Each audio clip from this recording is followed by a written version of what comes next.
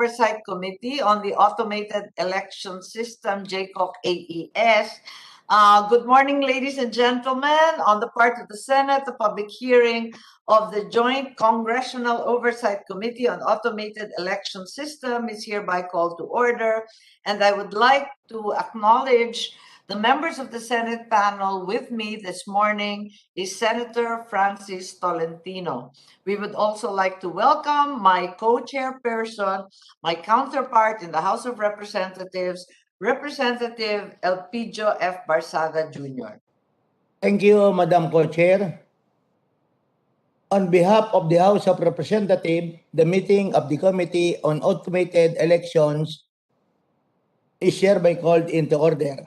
And for the record, I would like to recognize the members of the House panel who are present. We have the presence of Deputy Speaker Bernadette Herrera D. We have also Congressman Egay Erice, and of course we have the presence of Congressman Argel Kabatbat. Thank you, Madam Co-Chair. Thank you very much, and we welcome the House panel with Senator Tolentino. And for the record, may I ask the Legislative Committee Secretary of the Senate panel, Attorney Dana Alberto, to acknowledge the presence of our invited guests, our resource persons here with us this morning. Good morning. The Joint Congressional Oversight Committee on Automated Election System would like to acknowledge the presence of our distinguished guests, namely, we have Attorney Hubert Guevara, our IT expert. Also, another IT expert, Mr. Jeff D. Kindly acknowledge po if you're present.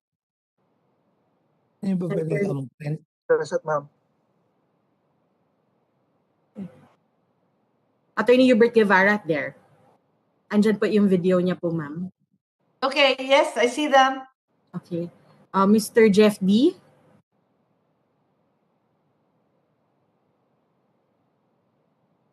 Sige, pakitaas na lang ng kamay, no? Kung sino ang babanggitin. Thank you, Jeff. Agenda. Also, our IT consultant for the JCOC AES, Attorney Ivan John Uy.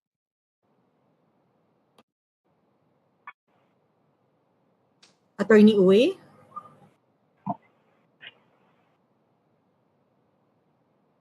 Schedule.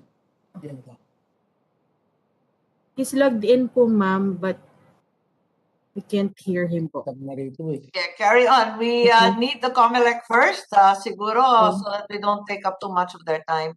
Yes, please. We also have Mr. Alexander Ramos, IT expert, Ms. Bettina Quinzon, IT expert, and from Comelec, we have Commissioner Marlon Casquejo.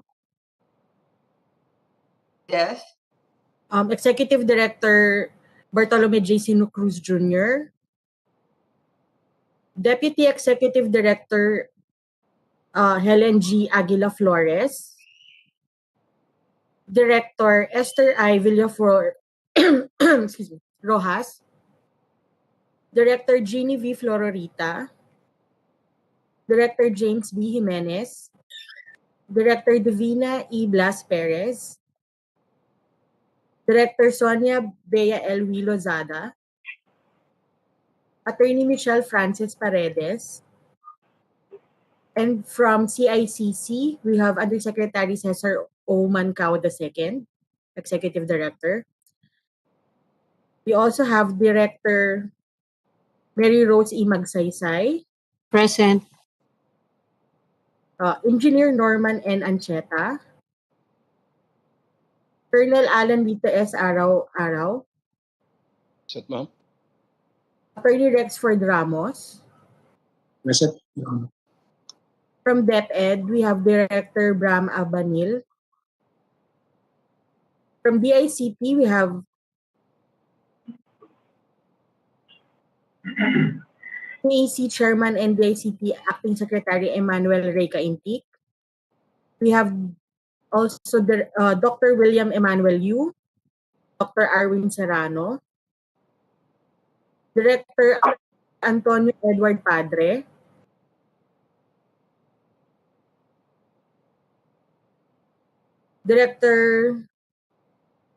Miss Rachel Ann Grabador, Miss Irene De La Torre, Miss Eloisa Vec Gonzalez, Mr. Stephen Richard Barbadillo, Miss Eloisa Vec Gonzalez, nadoble ko. Mr. Daniel Paul Alcala, from TEC, Dr. Franz De Leon, from Globe, Attorney Ariel Tubayan, from Lente, Attorney Helen Graido, from Manila Bulletin, Secretary Arminio B. Coloma Jr., Mr. Art Samaniego, and Attorney Joseph Wilson F. Chua. From NAMFREL, Mr. Eric Alvia, Mr. Fernando D. Contreras, and Mr. Angel S. Averia Jr. From PLDT, Attorney Eileen D. Reyo, Attorney Roy D. Ibay. From PPCRV, Dr. William Yu, Dr. Arwin Serrano. Meron po bang hindi po natawag? Kindly state your name and the organization po that you are representing.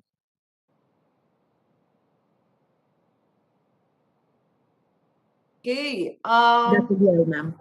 Thank you very much, and we welcome you, and thank you for your participation in this hearing. Last October 23, a voter simulation was conducted with the objective of determining the average time frame for the verification process of the identity of the voters.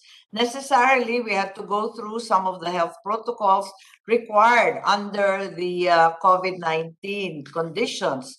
Thereafter, December 29, mock elections were also conducted in Metro Manila and several provinces. While we are very keen to hear about the alleged hacking incident or cyber hacking that was reported in the media, may we first hear the reports on these very much awaited activities.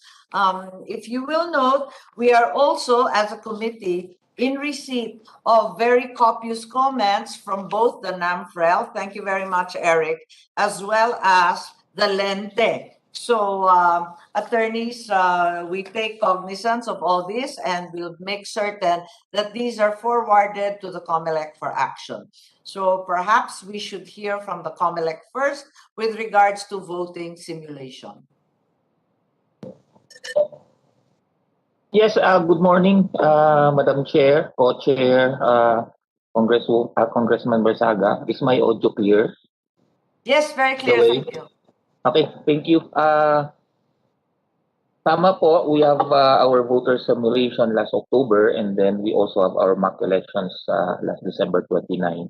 And Edie, are you the one who will present the voters mock election? Who will be presenting, Edie? For Comelec, sir, the report will be presented by Director Divina Blas Perez of the Election and Barangay Affairs Department. Okay, Madam Chair, may we request Divina Blas Perez to be recognized to yes, report? please, Director Divina Blas, you are recognized, if that's all right with my co-chair, PD Barsaga. Good morning, Honorable Chairperson and members of the Joint Congressional Oversight Committee, and our Honorable Honorable Commissioner Marlon Casquejo, and everyone present. Secretariat, kindly open the presentation.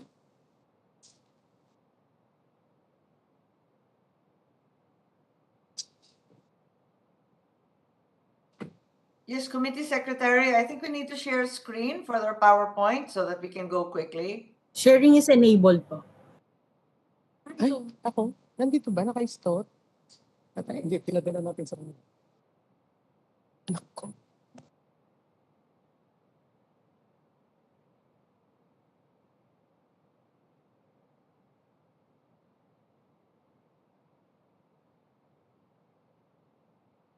Ma'am, we emailed the presentation to the Secretariat. Okay, technical staff. There we go. Yes, okay. Thank you. Thank you. Next slide, please.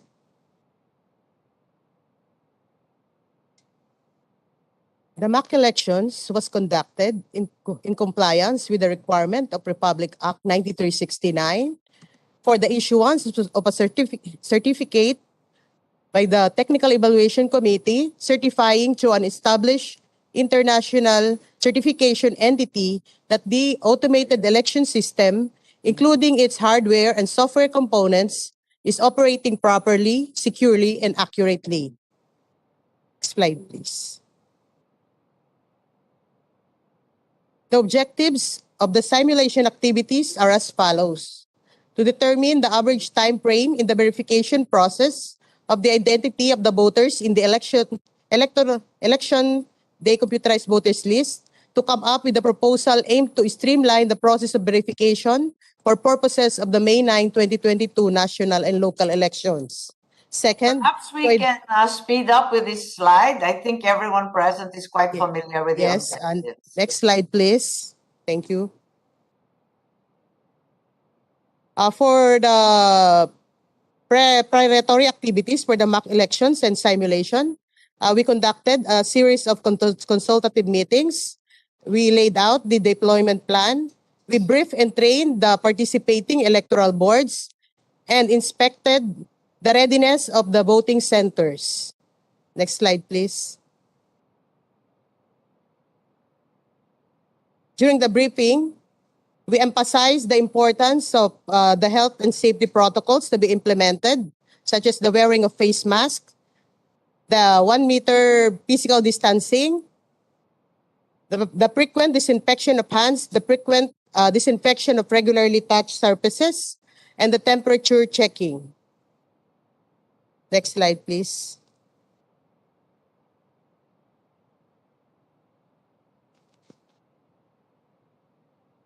The voting center and the polling place were set up as follows. We established only one gate for the entrance and separate for the exit. In case there is only one gate in the voting center, it will be divided to separate the ingress and the egress. We installed at the entrance of the voting center a body temperature scanner and a foot bath. We entered into a MOA with the Department of Health or any non-partisan, non-governmental organization, CSO, and other organizations available to man the body temperature scanning. We established an isolation polling place. We established the BAD, a voters assistance desk, and post a 2 by 3 meter tarpaulin or other materials for the layout of the voting center. Next slide, please.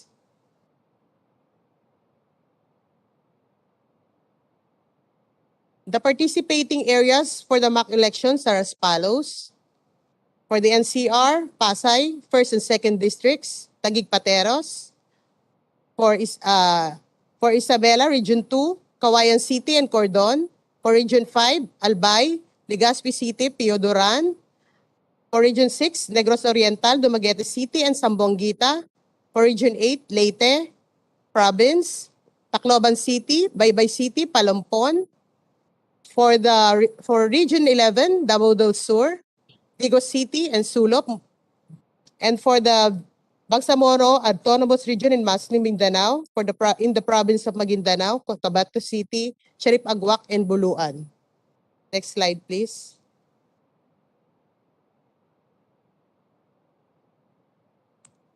Two barangays for each of the city municipality involved. For Pasay City, we utilize the actual number of registered voters, and for the rest of the participating areas, 100 voters for each of the clustered precinct.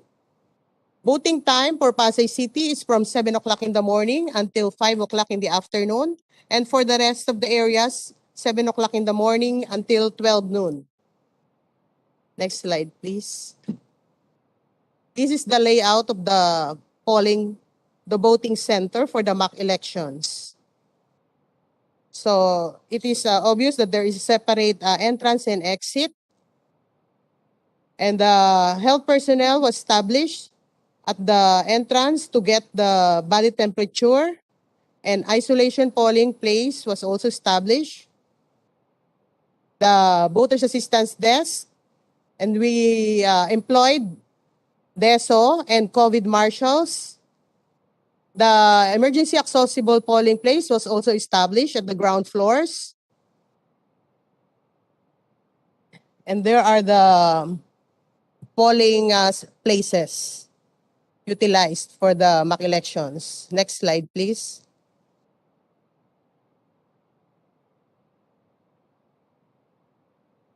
This is the layout of the polling place. Next slide, please.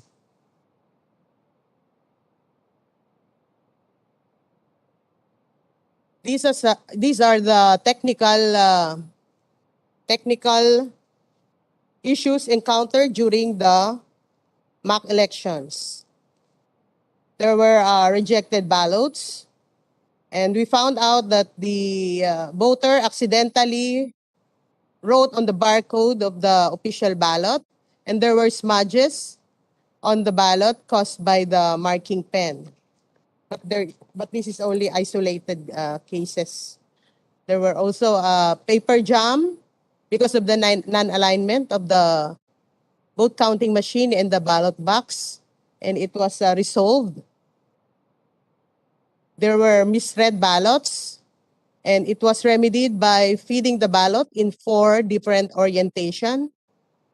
And there were ballots not automatically dropping inside the ballot box.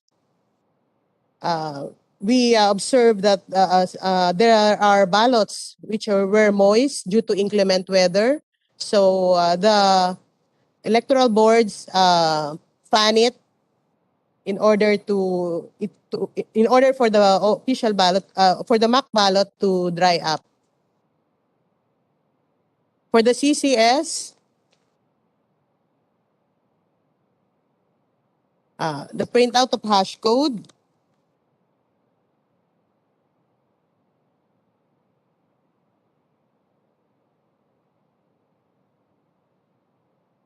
Director, na-mute yata Yes. kayo.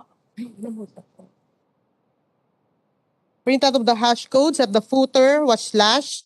Nakamute ba? Okay na. Was slashed. It was already reported to the Smartmatic. Then there was an encountered error during the backup process. And the backup of DBDR does not auto-eject. No file copied in the content of the DBDR. Initialization report header, only values appeared on the report instead of the title or name of the report. This was also reported to Smartmatic. CCS disconnected using BGAN, perform, reboot, wait for the triangle icon to appear on the screen. Also reported to the Smartmatic. In the SOB report, EB code appeared on the report instead of the list of names of the city's municipalities. Next slide, please.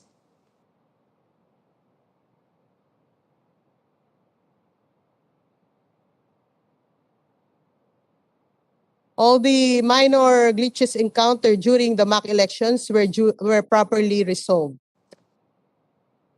During the transmission, for Gayong Cordon, Isabela, in the following areas, transmission was successful during the first attempt. In Gayong Cordon, Isabela, Pasay City 2nd District, Lapu-Lapu, and Sharipagwak. In other areas, several attempts were made before there was a successful transmission. And these are in Pasay City, 1st District, Taguig Pateros, Poblacion Kawayan City, Isabela, Kawayan City, Minante, Magsaysay Cordon Isabela, Legazpi City, Piodoran, and Negros Oriental in Dumaguete. These situations were remedied by bringing up the BCM outside the polling place. And in other areas, we used alternately the transmission media available, the Globe and Smart. And in some areas, we used Beacon. And for next slide, please. And in Barangay Tacloban, Negros Oriental, we also use Bigan. For Tacloban, Baybay Palumpon, we use alternately the transmission media available. For Digos City, Davao del Sur, there was lack of signal and no Bigan available. BCM was brought to the CBOC for transmission. And for Sulop, Davao del Sur, BCM was brought outside the polling place. For Cotabato City, we use alternately the transmission media available. For Sharif Agwak Poblacion, we used alternately the transmission media available. For Buluan, we used alternately the transmission media available. Next slide, please. For the time and motions.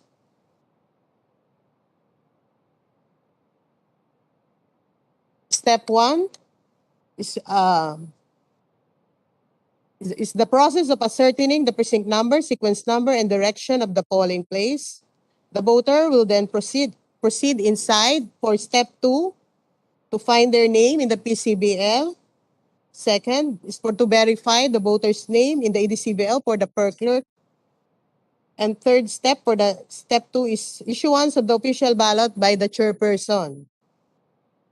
Upon securing his mock election ballot, the voter will proceed to step 3 to shade his or her ballot. Then, after filling up the mock election ballot, he will proceed to step 4 for the casting of votes or feeding of the ballots to the vote counting machine. Then, the BBPAT will be printed, which was verified by the voter, and place it in the receptacle. Then, the third member will stain the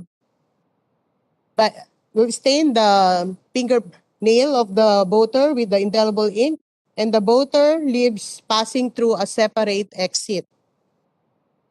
So, the registered average voting duration per voter are as follows.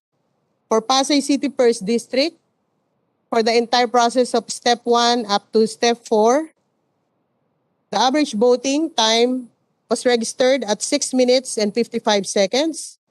For Pasay City Second District, 10 minutes and 7 seconds. For Taguig City First District, 14 minutes and 46 seconds. For Taguig City Second District, 13 minutes and 23 seconds. For Pateros, 8 minutes and 55 seconds.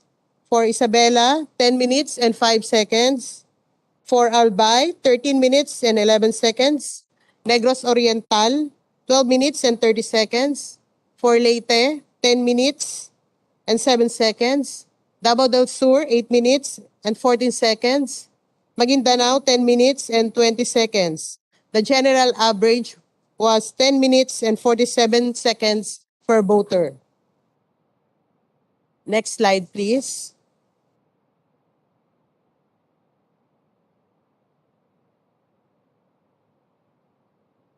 For the simulation, it was conducted in San Juan. And the following were the barangays concerned: Balong Bato and Ermitaño, with a total of 4,235 registered voters. But only 485 voters actually participated. Next slide, please. I'm sorry, what did you mean by that? 4,000 but only 400? The actual number of registered voters for the concerned clustered precinct honors were 4,235. But the actual voters who participated were only to 485. Next slide, please.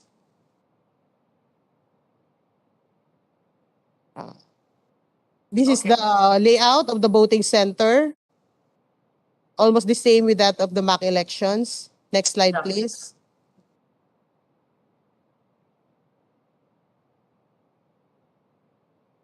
This is the polling place layout. Next slide, please.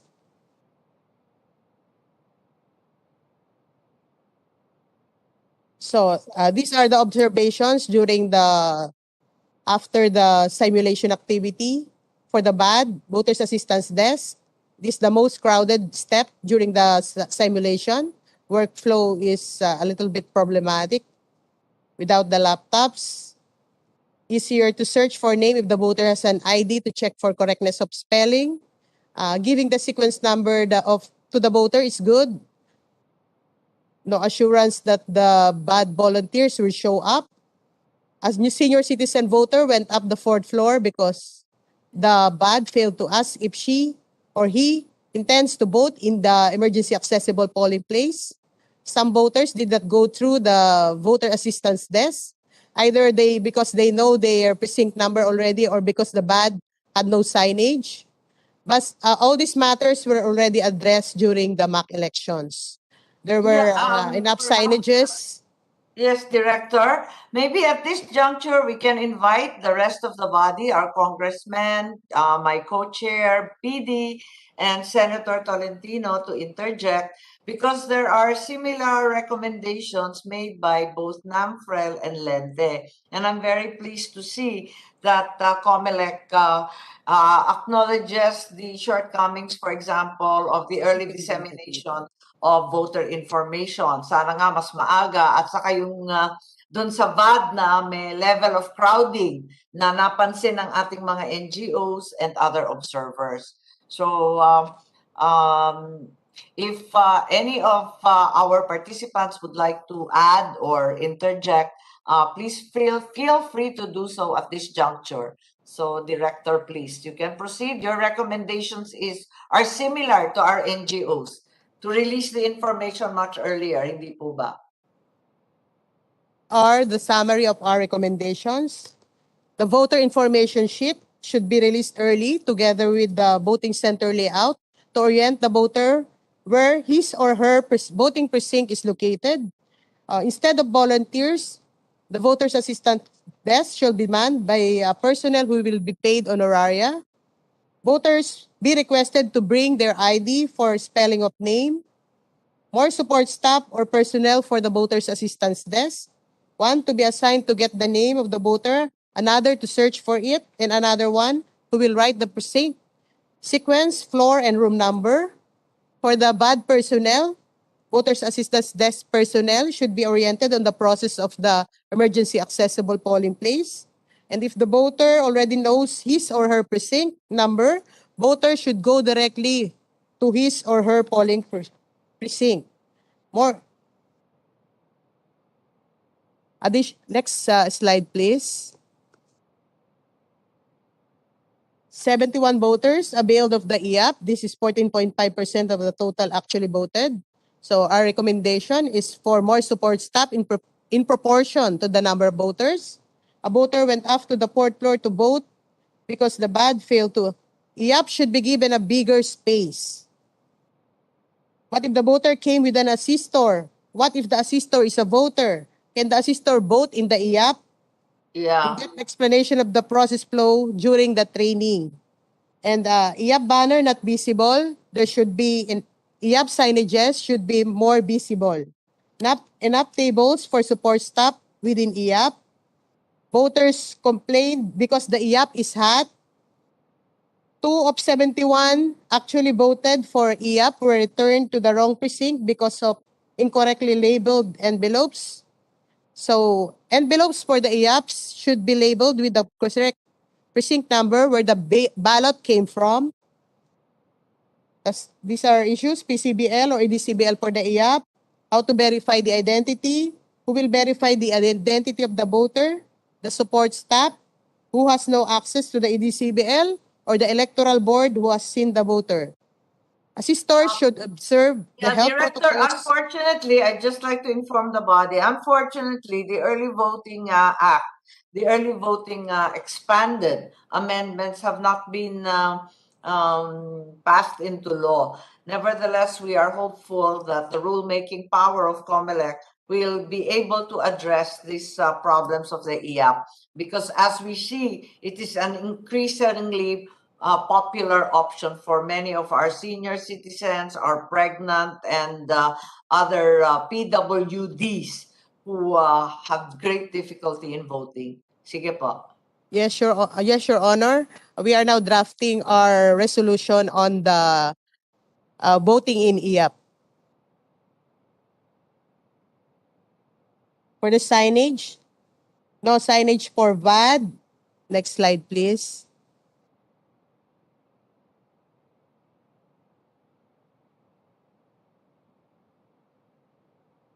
For the signages, no signage for VAD, no room numbers, directional signage present but not instructional signages, no visual cues for queuing. Signage for Maliliit IAP daw ang was too letra, small. Director. Director, ang liliit daw ng letra. May reklamo yung ibang NGO natin. Maliit po ba? Ewan ko, mahinang mata katulad ko. Sige. So, voting center layout must be bigger. Our recommendations, instructional signages template to be made by EID, printing to be assigned to the offices of the election officers. Standardized signages. For the anti-COVID measures, during the CIMEX, marshals were not visible. They cannot be distinguished from the other people in the voting center. The marshals should be distinguishable from the other election For these workers. marshals, with all due respect, Director, mga DOH ba yan o health worker ba yung mga marshal? Actually, they are the DepEd personnel, the support staff Okay. of the DESO. So they're not will actually ensure- health personnel. No, Your Honor. Okay.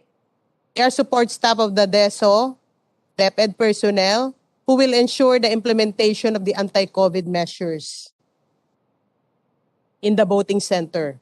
Okay. No active policing as there were pockets of crowd around the voting center. Increase the number of COVID marshal. Sanitation stations were strategically located around the voting center. Disinfection, wipe down of frequently touched surfaces after every use is hard to operationalize, especially during influx of voters. Physical distancing was not enforced when the mayor of San Juan City arrived at the voting center. These are the recommendations. Roving marshals will actively go around the voting center to implement, enforce the anti-COVID measures, inform voters what kind of marking pen is allowed for the shading of their ballots. And for the IPP, there was only one voter who availed of the IPP. The support staff inside the IPP are not in full PPE. Next slide, please. Full PPE for the support staff. Location of the IPP, isolation polling place is important. It should be in separate building or in a makeshift structure that is near the medical personnel but far from the rest of the voters. There should be a clear policy on what to do after the voters who voted inside the IPP. Will they be turned over to the LGU? That is a question, Your Honor. Time and motion for the simulation. Yeah. This one, you more or less gave us the breakdown na. Okay. 24.8. Ang haba nito, 24.87 minutes. That is the longest, Your Honor, but the shortest time is at 12 minutes and 11 seconds. Okay. That is for the simulation activity, Your Honor. Okay. Okay, next slide, please.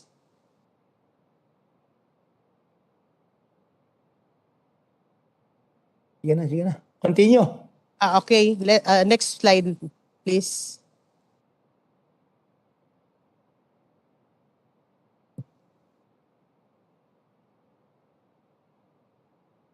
The mock elections was conducted generally in a peaceful and orderly manner.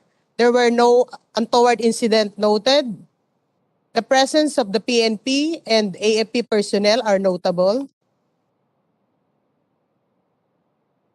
Next slide, please. Out of the 34 clustered precincts involved in the mock elections, 10 clustered precincts were subjected to random manual audit. And based on the audit conducted, the manual votes tallied 100% to the electronically transmitted election returns. So there is 100% accuracy of the automated election system, Your Honors.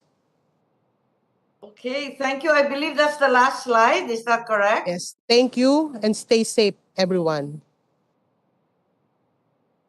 Thank you, Co-Chair. I think the Yes. Co-Chair has some Thank you comments. very much. immediately. Yes, I would please. like to go first to the first slide, Madam Yes. Co-Chair. First Yes, slide, please.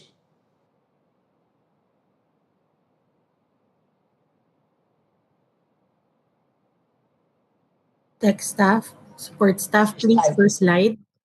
Yes, the first Is that slide legal presented. basis po? Yes, definitely.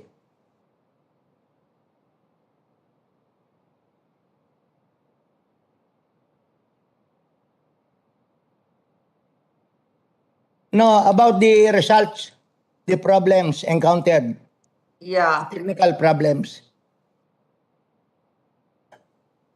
Siguro that's Technical issues. yes, that's right. That is slide 18. Okay. Ayun, yung technical yan. Letter first. Puro asterisk ata ginamit nyo. Wala naman tayong letter A or kaya 1A, 1B. Well, anyway, smudges on the ballot caused by the marking pen. First question, sino ba ang magpo-provide ng marking pen sa halalan? Yes, Comelec, please.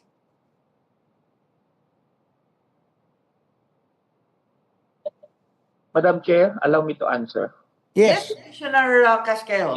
Yes, Mr. Chair. When I observed the mock elections in Cotabato, there were smudges caused by the marking pens. As I look at the marking pens, they used the 2019 marking pens that were not used because of the issues of smudges. So that was the very reason.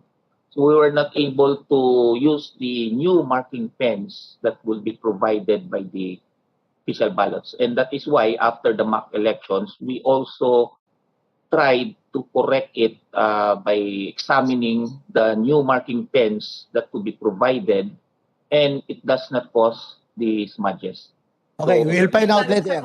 So, the only reason kung bakit nagkaroon ng smudges, ang ginamit nyo, yung marking pen na hindi nagamit noong 2019. And That is based on correct. your experience in the mock elections, kahit na sobra ang dami niyang hindi nagamit na marking pen in 2019, you will not be using them and you will be using the marking pen intended for 2022 elections. Is that correct? That is correct, Mr. Chair. Okay, We but will no up to longer now, use the 2019. we have not yet used the marking pen for 2022. We have done the laboratory test after the Okay, mock laboratory, pero sa official ballot, hindi pa. We used the official ballots at that time to make sure that there were internal lamang yan, hindi pa nakita ng publiko yan, right? not yet, Mr. Chair. Paper jam, non-alignment of the BCM and the ballot box. Ano ang problema nitong non-alignment? That is only because of the putting of the BCM in the ballot box. It's a human error, and we will correct it. Human error made by the members of the BEI. Most likely, hindi masyadong na-insert. Kulang ang training natin sa BEI. Number 3. Yes. Misread ballots fed in 4 different orientation. Ano ibig sabihin itong misread ballots? Misread ballots meaning the BCM did not accept the ballots at the time. So, ano ang ginawa ng voter? Kung ako botante, hindi tinanggap ng voting counting machine ang aking balota, ano gagawin ko? Well, that is part of our GI, that if the misread ballot is not the cause of the voter, we have to check it whether the voter makes some alterations. we will change. We will give another ballot to the voter if it's the cause of the misread is without the participation or fault of the voter. In the simulated election, in these mock elections, yung misread ballots, what did you actually do? Well, what the EB did is they check whether the ballot is there are, let us say, smudges, or if there are cause of the timing lines. If the cause of the timing lines is through the fault of the voter, then we will not give him or her another ballot. Actual na to eh. Ano ginawa nyo doon sa apat? Yes, I have to look into what the four different. So you cannot tell us what happened to the 4 misread ballots, whether you replace it, whether hindi nyo na pinaboto yung botante. Nothing. As far as I experienced, I went to Cotabato to observe. I experienced one misread ballot because of the timing marks. The voter accidentally. Okay. You just prepare your report on the 4 misread ballots. Last. Yes. Ballots were moist due to inclement weather. So, because the ballots were moist, ballots that automatically dropping inside the ballot box. Okay? Paano nyo naman nalaman na moist ang balota? By just looking or observing the ballot itself, makikita po natin na medyo. So in other words, the condition of the ballot being moist is apparent on the naked eye. That is correct, Mr. Chair. O bakit binigay nyo pa sa botante at pinaboto nyo pa botante kung may depekto na yung balot at ang naging resulta, hindi tinagap ng BCM? Yes, that is a lesson learned, Mr. Okay, Chair. next question. Alam nyo naman, ang halalan natin, buwan ng Mayo, first week of May. Dito sa Cavite, alam namin, pagpasok ng Mayo, may tinatawag tayong siyam-siyam na ulan. Paano kung sakaling 2 or 3 days before the election, nagkaroon ng bagyo o ulan at naging moist ang mga balota? What is the backup plan of the Comelec? Well, initially, Mr. Chair, we correct this already in our printing committee with regards to the official ballots. And we will correct also this as to the packaging. Does your answer mean na kahit na bumagyo, hindi magkakaroon ng moist na balota? That is correct, Mr. Chair. Magsasample tayo sa another mock elections, magkikreate tayo ng bagyo para matingnan natin kung yung papel talagang hindi magmo-moist. Yes, Mr. Chair, during mock elections, we did not put that into a safety in a box that hindi pwedeng papasok yung moist doon. We just bring the mock election ballot. Error during the backup process. Ano yung error? That is for the CCS, Mr. Chair. Yes. So those are findings that we already corrected it and reported it to the provider. The next slide. Himayin na natin to, Madam Chair. Next slide. Okay, transmission. Number 1, ang sabi nyo, there were several attempts. Before, in some cases, it became successful. Tama ba? Yes, Mr. Chair. Ano main reason why they have to be several attempts before the final attempt was successful? Yes, Mr. Chair, may we allow the ITD and the IBAD, EBAD.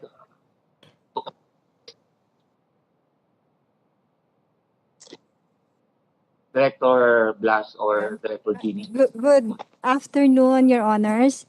The main reason for the multiple attempt is because of the poor internet signal, Your Honors, in the area. In the area. So normally, what would be the space of time from the first attempt up to the attempt that became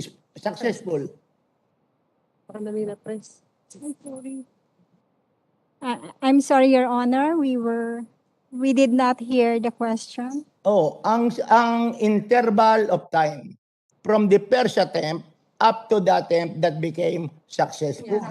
Because according to you, there were multiple I'm sorry, we lost attempts. our audio. Ha? Lakas na ng boses ko, nakabike pa ako.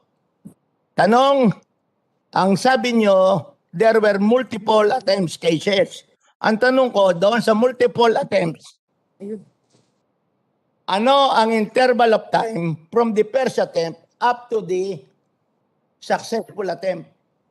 Interval. Of time. Yeah, Isang oras ba? yes, Your Honor. Immediately po, after displaying the error message in the VCM that the transmission is unsuccessful, the EB will retransmit. So, gano'ng katagal based on your experience in the mock elections? In the mock election. Wala naman, 1 minute lang. It's less than 1 minute, Your Honor. It's less than 1 minute. Okay, next slide. Ay, nasa akin. Parehas yun. Okay na yan. Transmission din yan eh. Next. Pareho rin yata yan. Yes, pareho. This is very important. Time and motion. Ang sabi nyo, 10 minutes, 47 seconds ang average time. Saan magsisimula yung 10 minutes at saan matatapos? Starting from step 1, which the process wherein the voter will ascertain his precinct number, sequence number, and direction of Dandan the lang muna polling tayo. place.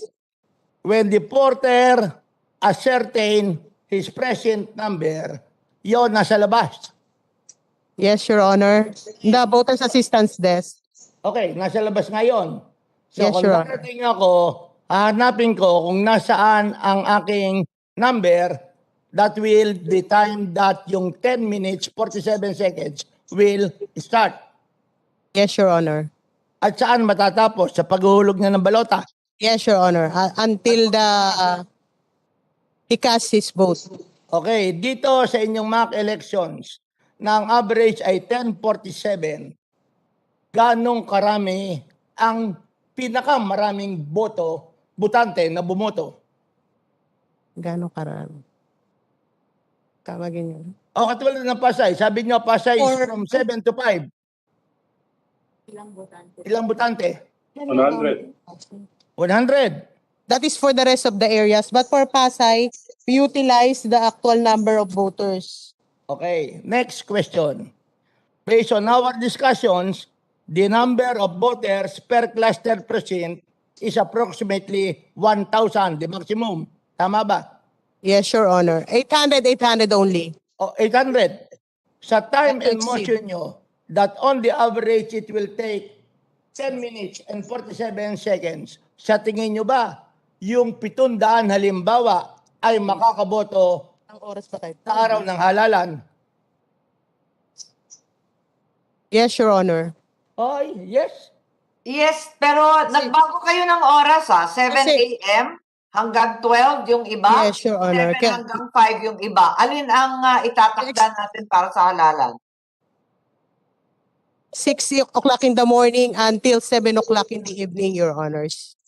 Oh, okay. 6 to 7. Of course, lagi nyo sasabihin, as long as there are voters within 30 meters from the polling place, even if it's already almost 7, pabobotohin natin. Yes, Your Honor. Okay, next slide.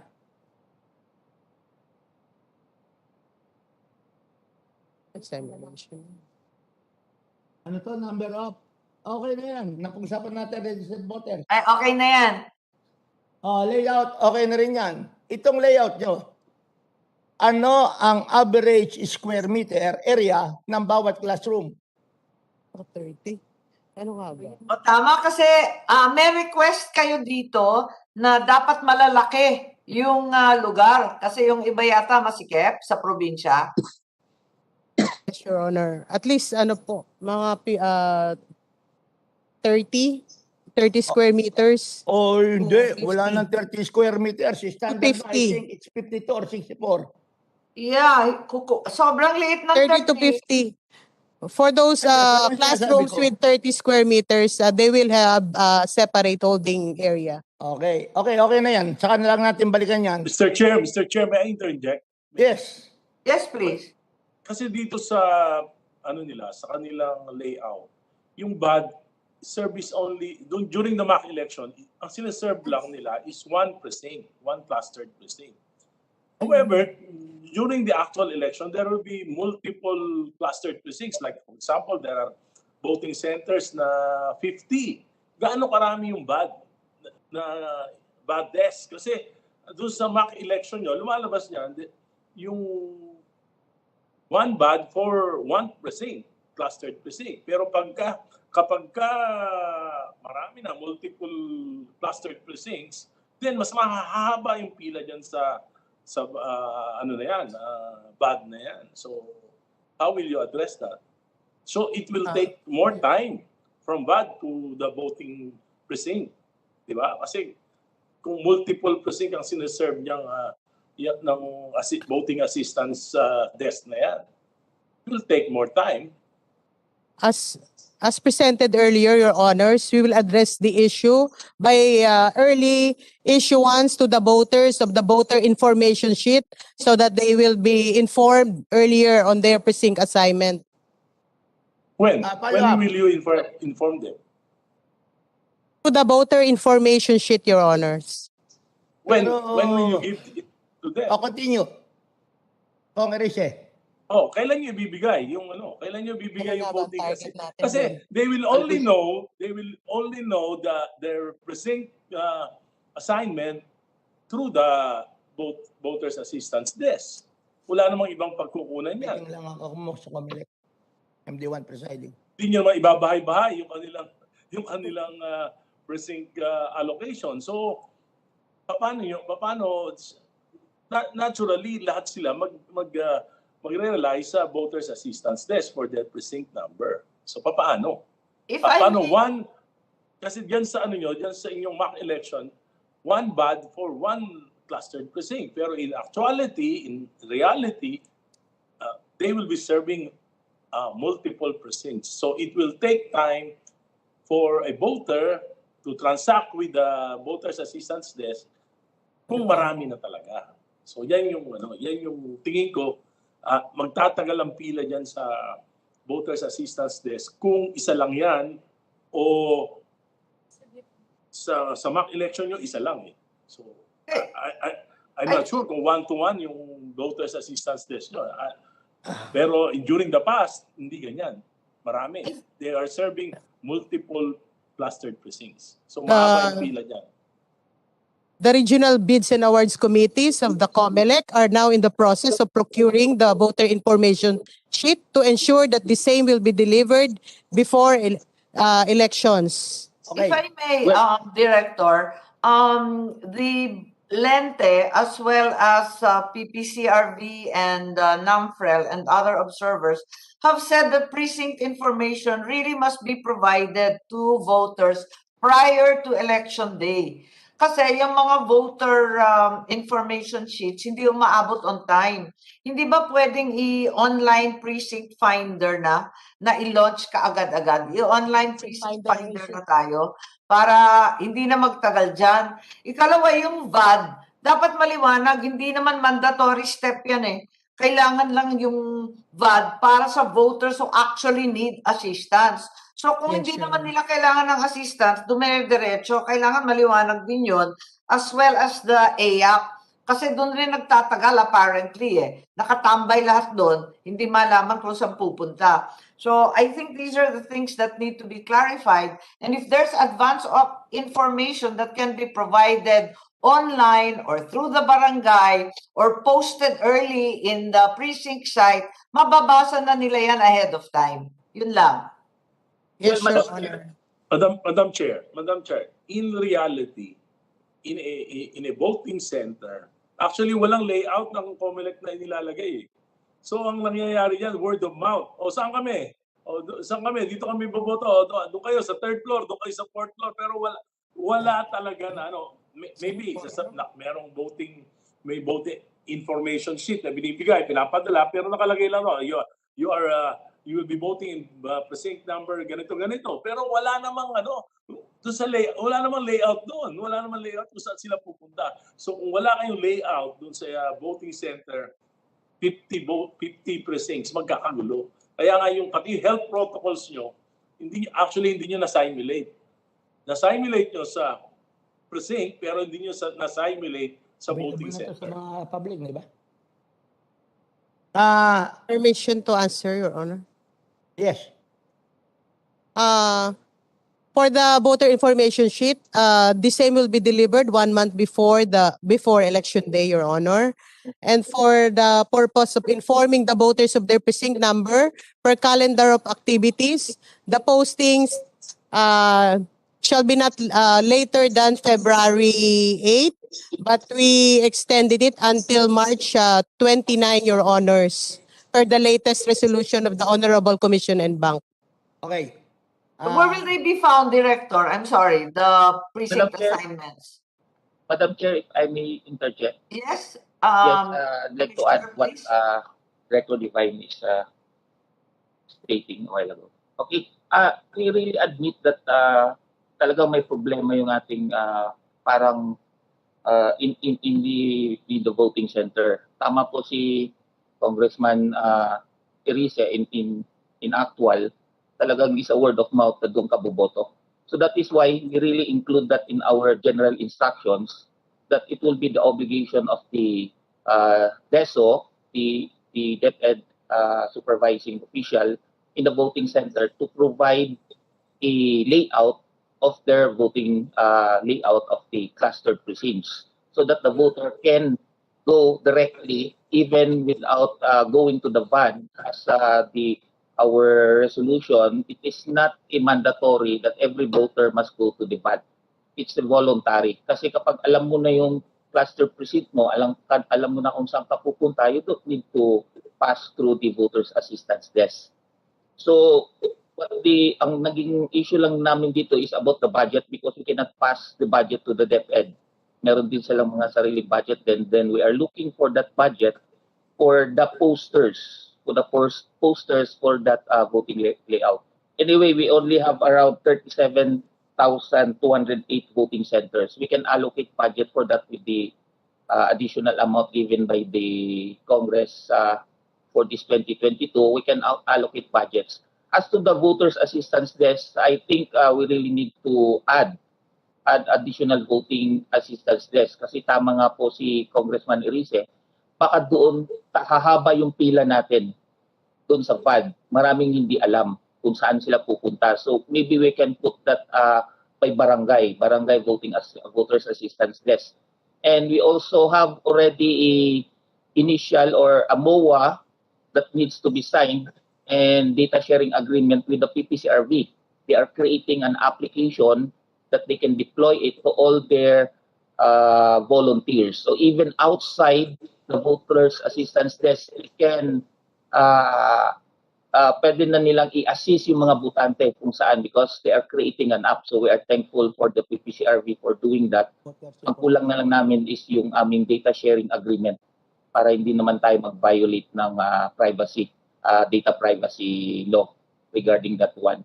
So with the budget of that, medyo kakayanin naman.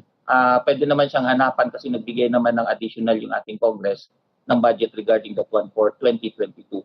So the VAD is not mandatory, it's optional for the voters.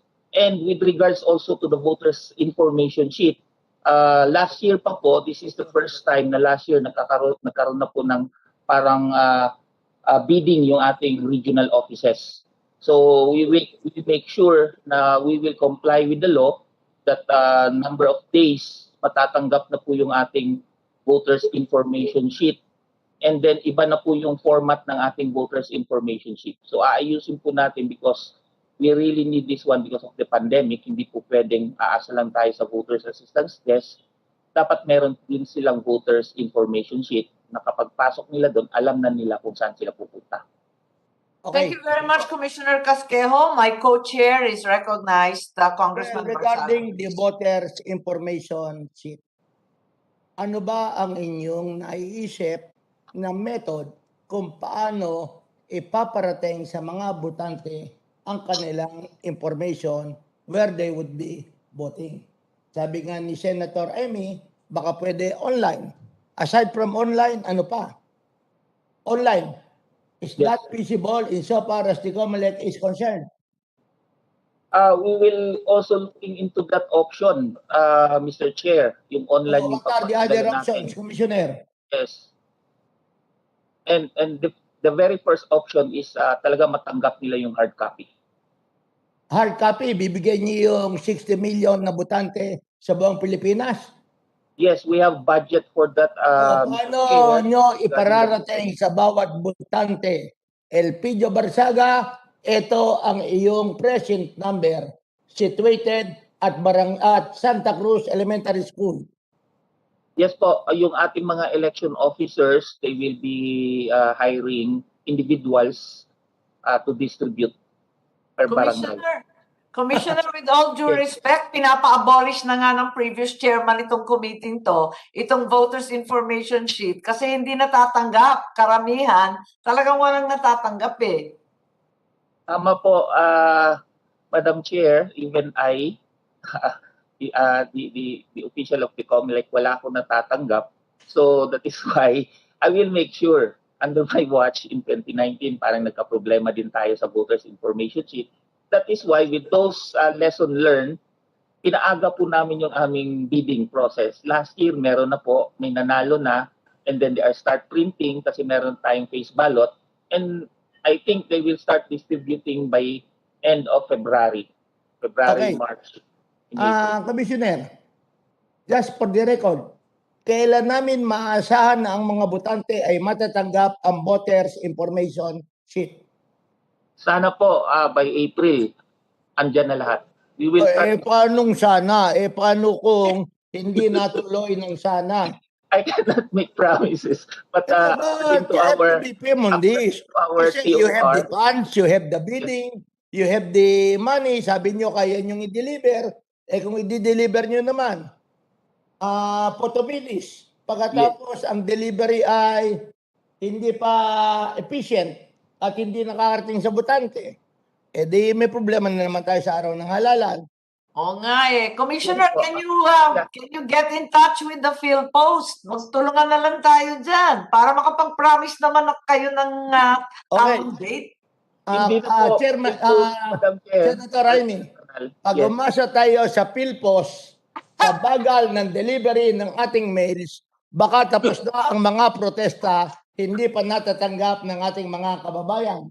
Katulad sa Dasmariñas, sasabihin, 401,000 voters. Paano namin may deliver to? Wala naman kaming ganyang karaming postman. Dadalawa. Kaya, these are the problems in the field. Yan ang totoo. Kaya nga, paano ba yan? Kasi ang Comelec, aasa rin lamang sa PhilPost. Madam Chair, hindi po kami aasa sa PhilPost at this time for our voters information sheet. Mag-hire po kami ng tao po na magpapadala. Okay. How will you hire? How will you hire?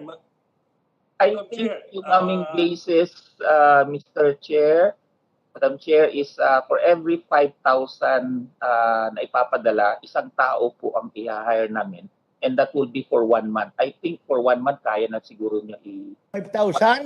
So divided by 30, kinakailangan mga 200 a day? Mga remote barangays yan, mahirapan. 2 months po yun, Mr. Chair. We'll find out. Well, anyway, ang mga recommendation nyo will entail... Mr. Chair, may I interject? Okay, How will you hire? How will you hire? Well, Process of hiring. Job order casual. So, yung taga doon rin, if you will be assigned in a certain barangay, so we make sure that this person lives in that barangay. Okay. In relation to that, Mr. Chair, may problema tayo dyan eh. Alam mo yung mga politiko, very enterprising. Nagpiprint sila ng mga locator inilalagay nila yung precinct number, yung botante, tapos nila-distribute nila bahay-bahay. Pero may problema din. For example, in areas na medyo tingin nila mahina sila, nililigaw nila yung mga botante. Nilidistribute nila yung maling voting precinct. Can you declare that as an illegal act? I think so, Madam Chair, Mr. Chair. So bawal dapat na mag-distribute yung mga political candidates, political parties ng mga precinct locators. They can distribute leaflets but not locators. Kasi parang malilito yung mga botante. Malilito yung mga botante. Can you include that in a resolution na yung pagbibigay ng mga political candidates, ng mga political parties, ng precinct locators sa mga botante ay hindi allowed? Yes. Yes, Co-Chair. As of now, the Comelec has already the list of voters per clustered precinct. As a matter of fact, in the city of Dasmariñas, considering that I am a candidate, may kopya na ako ng mga listahan ng mga botante sa bawat clustered precinct. And that is available not only to the candidates, to the public. Siyempre, titingnan ko kung sino ang mga botante ko sa isang barangay at sasabihin ko sa leader ko, ito yung leader, botante natin dyan, ito ang kanyang cluster precinct. And I think there is nothing wrong with that because these are public records. On the other end, kung nililigaw naman ng mga kalaban natin, it's up to our political machinery na mali ang binigay sa yung number, ito na yung number sa presinto. And that is the one happening in a locality before the elections. And that is a standard practice of practically all politicians. Hindi ba? Na-cluster nyo na ang mga presinto at may kopya na kayo ng list of voters sa bawat clustered precinct. And those records is public. Tama po, Mr. Chair. We even posted that in the bulletin board. So, andun na po yun. That is already made available to the public. Pero Mr. Chair, if you are an individual, if you are a candidate and you distribute a locator, which is not really the precinct number of a voter, then you are committing an illegal act. Nililigaw mo eh. So how can we tolerate that? How can we tolerate that? No, we are not tolerating that. Ang sinasabi ko lang, Kong Erice, basic practice yan. Ito sample ballot namin, ito ang presinto mo, pagdating ng halalan, sapagkat ikaw naman ay follower ko, ito ang iboboto mo. At hindi ka na mahirapan, pumunta ka roon ng alas 5:30 ng umaga para una ka sa pila. And those are the realities in every election since time immemorial. Yes, but that is the reason why the government is spending money for this wala tayong question sa voters information. We agree with that. Yeah. So sinasabi ko lang yung nakikita natin maybe the commission can discuss that particular issue kasi nagiging rampant na yan doon sa mga areas na kung saan nakikita nila because of the surveys or because of the advanced in scientific surveys. So kung nakikita nila mahina sila, nagpapalabas sila ng mga fake na precinct locator doon sa mga There are so many ways being violated. Katulad ng list of voters, ilalagay natin sa eskwelahan. Hahanapin ko kinabukasan nung tumatakbo akong posisyon na wala na yung list of voters. Yes. May kumuha na ng hating gabi. Wala namang magbabantay sa Comelec, kulang naman ng ating pulis. And these are problems which si Comelec cannot address. It is usually the candidates who must take the proper measures in order to avoid these situations. Well, anyway, that is for the record. And Deputy Speaker Herrera wants to be recognized.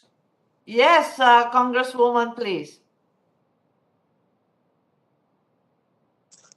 I'm afraid this is going to be one of the last questions regarding the voter simulation, given that we have another topic, which is also a hot item, and that is the alleged hacking or cybercrime against Comelec. Our IT consultants are also here, and I hope they eat something in the meantime. Deputy Speaker, please. Yes, Okay, Bernadette. Madam Chair. Madam Chair. Ako makapasok lang. Yes, Hello? you've been recognized. Madam Chair. Yes, you've been recognized. Yes. Thank you. Thank you, Madam Chair. Nagtatanong ko lang kung meron ba ang Comelec na infomercials that are ready, especially medyo concerned din po yung mga kasama natin sa party list dahil nasa second page kami, at least to teach the people how to do the elections. Do we have infomercials available?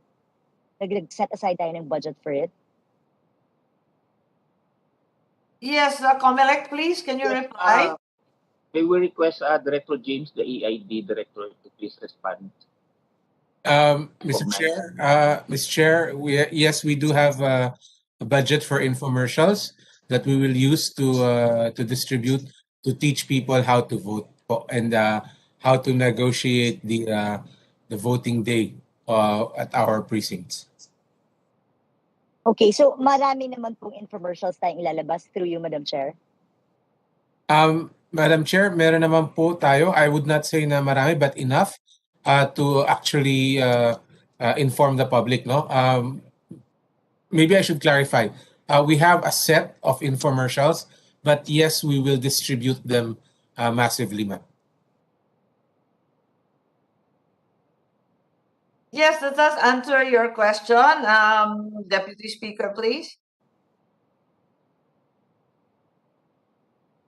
Okay, we seem to have lost her, but Director James seems to have answered that adequately, that there are in fact infomercials. Ang akin na lang siguro masasabi, magkaliwanagan tayo about two last issues na lang that I'd like to bring forward. Unang-una yung Comelec website, bakit laging down? We're having a hard time obtaining copies of your resolutions and other important documents. So if we could take a look at our website. Madam Chair, Yes, Co-Chair, please. before we go on the two issues, I would like to move that considering the technical problems which we have seen, Yes. according to the Comelec, all these technical problems had already been solved. I respectfully move that we conduct another mock elections so that we can see that all these problems shown today have already been remedied. Because we cannot afford that these technical problems would be existing on the day of the elections. Yes, I agree with my co-chair. You beat me to it. Mas mabilis po kayo. Sasabihin ko nga na kung maaari, mag-mock simulation kahit konti lang. Dahil kasi may findings din. Ano ba talaga yung participation ng DOH? Parang bitin yung imposition of health protocols dahil sa umpisa pa lang, tapos nagkaka-overcrowding, nagtitipon-tipon, nag-aantayan yung mga tao para umalis. So, what exactly was the participation of DOH? Kasi yung inaasahan natin, mukha yung DepEd, yung so-called marshals, yung barangay, kulang yata yung COVID protocols. Can I hear from Comelec, please? Yes, Madam Chair, we have to look into our timelines if it's still feasible because we are now in the process of configuring the VCM as well as the CCS. Because we will conduct another round of mock elections, we need additional machines. But then again, just to show good faith that all of these technical issues were resolved, during last January 13, we conducted a retrusted build addressing all those issues because some of those issues are source code issues, so we need to retrusted build. And we are still on the process also of testing all those machines just to show with regards to the technical issues, we can even conduct a test or a lab test to be observed by the local source code reviewer and other parties, including the JCOC, that all of those issues were addressed. But Yes. as to the other modes of the other non-technical issues like the participation of the OH and everything, so we will look into that another setting siguro. Yes, Commissioner, we urge you, even if it is not as comprehensive as already done, perhaps some voting simulation can be repeated. Particularly now that you mentioned source code problems, nakaka-nervous yata yun. At saka itong mga COVID issues.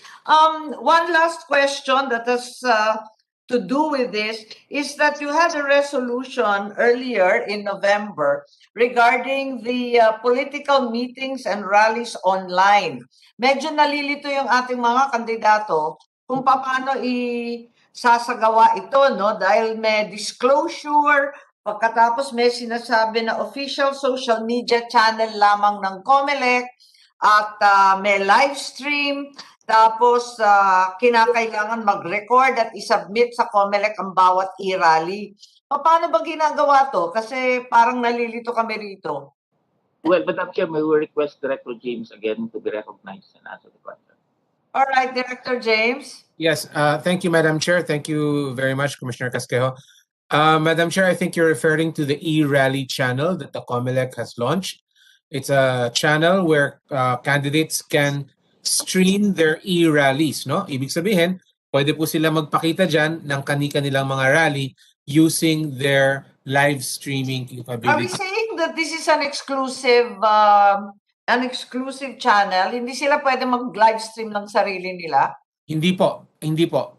Pwede po sila mag-live stream ng sarili nila, pero nagpo-provide lang po tayo ng channel kasi hindi lahat ng ating mga kandidato ay merong malalaking audience sa social media. So hindi sila makikita kahit sila ay nag-live stream. So pwede po kayo mag-live stream on your own as candidates, pero magpo-provide kami ng platform para idagdag nyo yan sa mga pagla-live stream ninyo, at least mas marami po ang makakakita. So it's not exclusive, Madam Chair.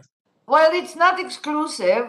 You're saying that the disclosure and a recording of off-channel or private, individual, or party channels will still have to be reported to the Comelec?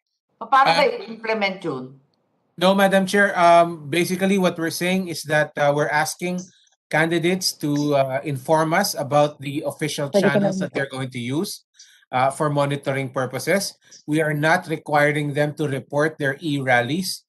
We are not requiring them to record their e-rallies. However, if they live stream with us, then that live stream will be recorded. I see. Okay. All right. If Just you a follow-up, Madam Chair. Yes, Co-Chair, Chair. please. But the Madam Chair. candidate has the option not to avail the live streaming channel provided by the Comelec. Yes, Madam Chair. Okay, thank you very much. Thank So, Madam Chair. I'm a Okay, little Ding. bit confused because your order also indicates that disclosure and recording is mandatory. Madam Chair, I think you're referring to disclosure of the channels that the candidates will be using to live stream. The language of your order says all rallies shall include disclosure. It's not merely the channel. It says all rallies. Let me look at the provision, Madam Chair. All right, Deputy Speaker. Thank you, Madam Chair. Madam Chair, I just have a concern because certain areas I'm sorry, your audio is very poor. We're unable to hear you properly. Okay. I'm sorry. Is this clear? Pinatay ko na lang po yung Madam Sige. Chair. Can you hear me? Yes, Madam yes. Chair, yes, no, because there are certain areas na baka ma-declare na lockdown when it comes to the election day. Pwede ko po bang malaman anong rules ng Comelec when it comes to that? Kasi delikado yan, highly politically motivated kasi yun. Kasi so, I just wanted to know anong rules ng Comelec. Can the local government just declare or the barangay declare lockdown, hindi makakaboto, hindi makakaalis sa kalye and all that?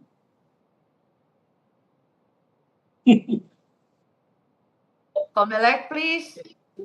Yes, Madam Chair. With regards to the campaign period going to the election day, with regards to the campaign period, we already have our resolution guidelines regarding how we are going to treat category level 1, 2, 3 until 4.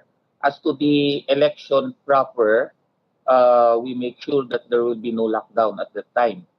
So, however, it will be again to be decided by the National Committee on Campaign, the National Comelec Campaign Committee, headed by the new Commissioner Ray Bulay. So, as to that specific detail, we will refer that one to our Commissioner in charge for the NCCC. But So as much mean- as possible, on election day, there will be no lockdowns at that time because it might be used just to disenfranchise our voters. So that Continue. is that explicitly stated somewhere? Because Sarah, it's clear that they cannot declare lockdown without clearing it with Comelec. That is correct, Madam Chair. In the event that nandito na po tayo sa campaign period until election period, it will be the Comelec who has the final say regarding that one. Also, again, taking into consideration also the IATF, the DILG, but the local government cannot do on its own for as long as it is an election-related matters. Okay. Yes, Thank you. Just a please make sure it's clarification. explicitly stated. Okay. Okay, Co-Chair. Madam Chair, right now, marami tayong COVID positive because of the Omicron variant. The only way to treat this COVID positive, number one, they have to go to the isolation facility, which practically they would be in lockdown for 10 days to protect in order that there will be no transmission. Yung iba naman na ginagawa, home quarantine na lang kami. Pag home quarantine, nilalagyan natin ng tinatawag na granular lockdown. This house is under granular lockdown. All the occupants of the house cannot get out from February 1st up to February 11. Suppose ganyan ang sitwasyon during the campaign period and on the day of the election. Does it mean that the local government would allow those who are in the isolation facilities or under granular lockdown to exercise, to go out of their, to get out of their isolation and vote with the danger of transmitting COVID to the persons with whom they would be interacting?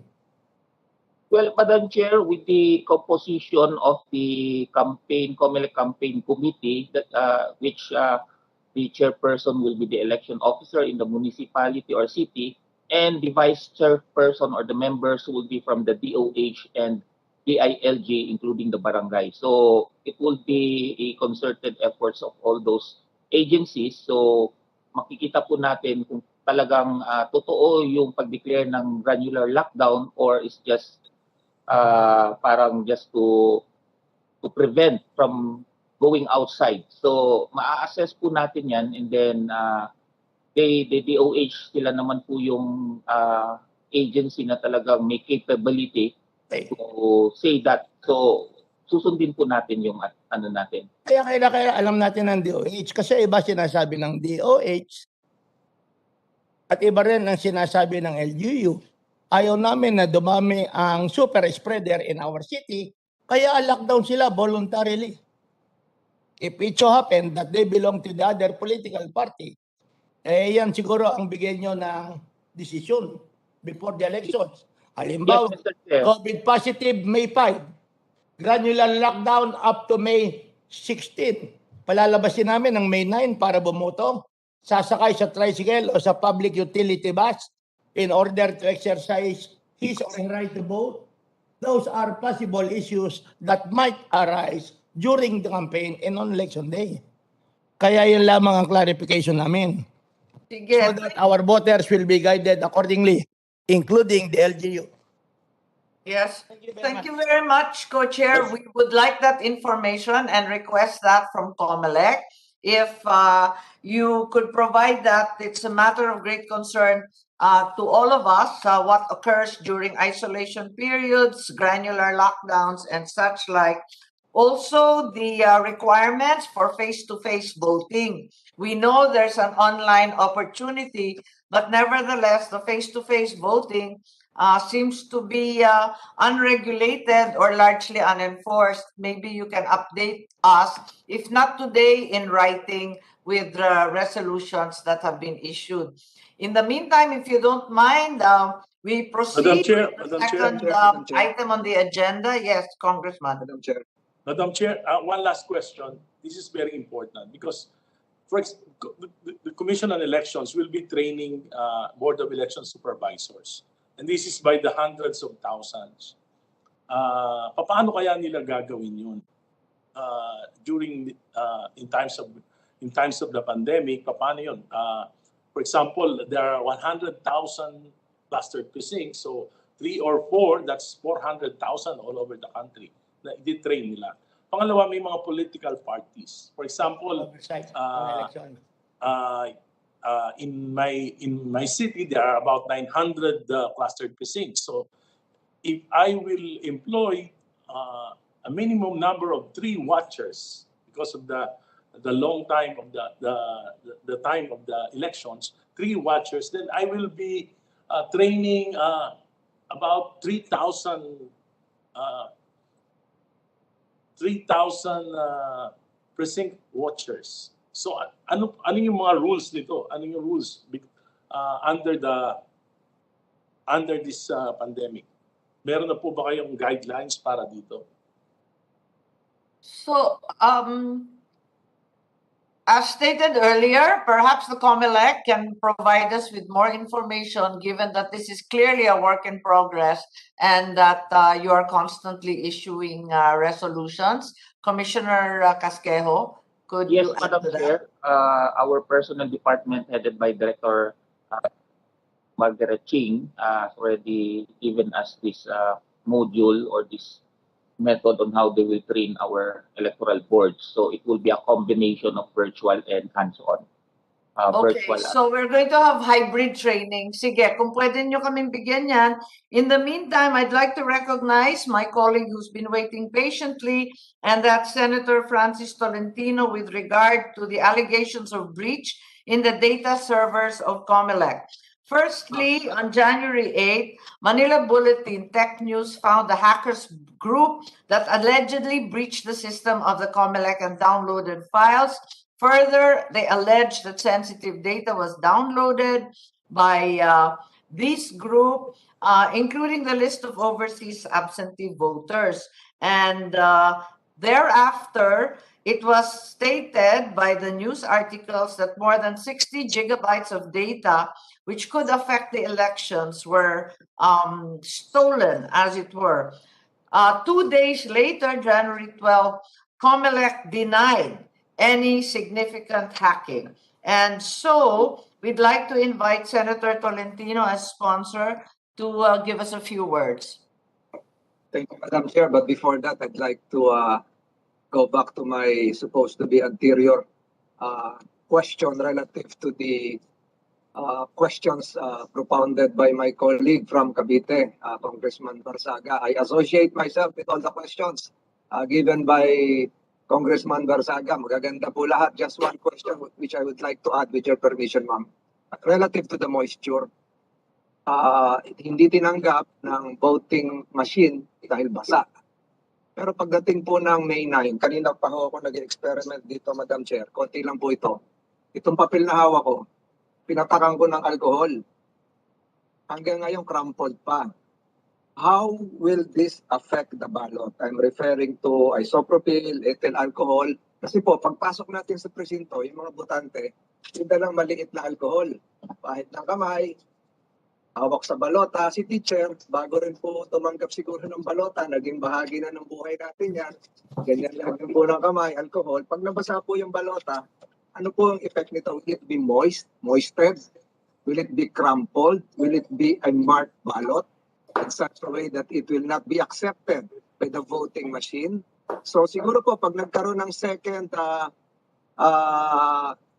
mock voting, dapat po pag-aralan natin yung teacher na basa lagi yung kamay ng alcohol, yung voter na basa lagi yung kamay ng alcohol. Kasi experiment ko, ma'am, kanina pa ho ito crumpled dahil dito sa alcohol na pinata ko. So the Comelec should take notice of that. But going to the nasa inyo po yung kung answerin niyo, sasagutin niya. But going back to the second issue, I'd like to thank the good chair, although I filed Resolution 971, the inclusion of this as part of the agenda is perhaps an indication that there is now a legislative notice, though this is JCOC. So I would be intent on listening on how this would evolve and develop. So yun lang po, ma'am. Thank you for allowing me to speak. Salamat din po kay Congressman Barsaga. Subukan po natin yung alcohol. Salamat po. Thank you very much, Kabayan. Yes. Is there anyone from Comelec who'd like to say something? Yes, Madam Chair, we will look into that. But then again, kahit crumpled po yung ating balota, we have already tried that one. Once na hindi lang po nasira yung timing marks, kakainin pa rin po siya ng machine po natin. Pero sabi nga ng aking kotse, di naman tag-ulan. Hindi pa dumarating yung siyam-siyam na ulan. At alam natin sa Mayo, may patak-patak man yan. So ingatan na lang natin and let's make sure that we have sufficient extra ballots. So who do we listen to first? Regarding Manila Bulletin and the Tech News team, I think everyone is here. Committee Secretary, who do we recognize first? Madam Chair, can we ask first Manila Bulletin? Yes, I think that's a good idea. I think reporter Sarmiento and the rest are here. I think the editorship also, I think Aposani is here of Manila Bulletin is also here. Sige, kung sinong mauna for Bulletin, please. Madam Chair and Co-Chair Congressman Barsaga, may we be allowed to make an opening statement po? This is from Manila Bulletin. Yes, Coloma, you are recognized, and with that, Manila Bulletin. Okay. Good afternoon. Allow me to introduce myself. I'm Herminio Coloma Jr., publisher of the Manila Bulletin. With me at this hearing are Mr. Arturo Samaniego, Technology News Editor, and Attorney Joseph Welson Chua of our legal department. Thank you for inviting us today to shed light on reports published by our newspaper last January 10, 2022. These reports pertain to an apparent security breach concerning vital election-related data. We wish to inform this committee that we have turned over to the National Privacy Commission all relevant data and information that we have on this matter that they requested from us. Last January 25, we participated in a clarificatory meeting convened by the NPC. We wish to emphasize the following important points. Number one, we immediately called the attention of the Commission on Elections through Director James Jimenez on an apparent Comelec data security breach as soon as we received the information on Saturday, January 8. Number two, we held off and did not publish any report for 2 days in order to give sufficient opportunity for the Comelec to air its side, considering the highly sensitive nature of the information. Number three, it was only after Manila Bulletin published the news on January 10 that Director Jimenez sent the Comelec statement on the matter. Number four, Manila Bulletin published the Comelec statement and revised the headline of its story to reflect the fact that the Comelec was verifying the earlier news report of the Manila Bulletin. Our technology news editor, Mr. Arturo Samaniego, is prepared to give other salient information as he was directly in charge of the news gathering and reporting activities pertaining to this incident. That is the end of my statement, Madam Chair. And with your kind permission and with the permission of the committee, my colleague, Mr. Samaniego, would also like to have an opportunity to read a brief opening statement just so the facts are arranged properly. Thank you, Your Honor. Thank you very much. And Mr. Samaniego, you're recognized. Please proceed. Good morning, Madam Chair and members of the committee. I'm Art Samaniego, Manila Bulletin Technology News Editor. Here's my statement. The news report was based on information obtained by the Manila Bulletin Technology News team on Saturday, January 8, 2022, that there had been an ongoing hacking of computer servers that resulted in downloading of significant amount of election-related data. The very same day, January 8, MBTech News immediately informed Mr. James Jimenez of the Comelec and requested for comment and, if possible, verification as to the authenticity of the data. Director Jimenez told MBTech News that he would bring the matter to the attention of the Comelec Steering Committee. In a message sent to Manila Bulletin Tech News on Monday, January 10, 2022, Sir James said he had yet to get a reply from the Comelec Steering Committee. Also on January 8, MBTech News informed the National Privacy Commission of the possible hack and sent all the files obtained from the informant to the NPC. On Monday, January 10, Manila Bulletin published on its website a news story titled Comelec Servers Hack. Downloaded data may include information that could affect 2022 elections. Manila Bulletin received a statement issued by Director Jimenez and reported its contents in the banner headline story that was published on page 1 of its print edition on January 11 titled Comelec Verifying Server Hack. The story also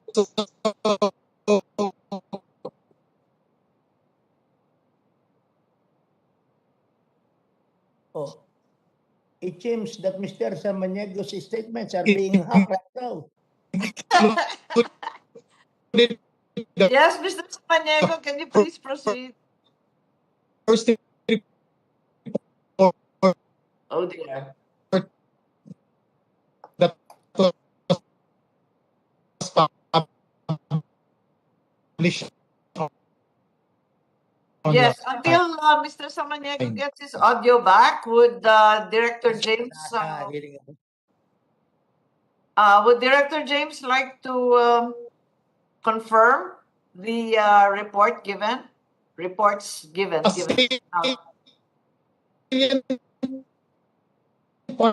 Mr. Samaniego, hindi ka namin marinig eh.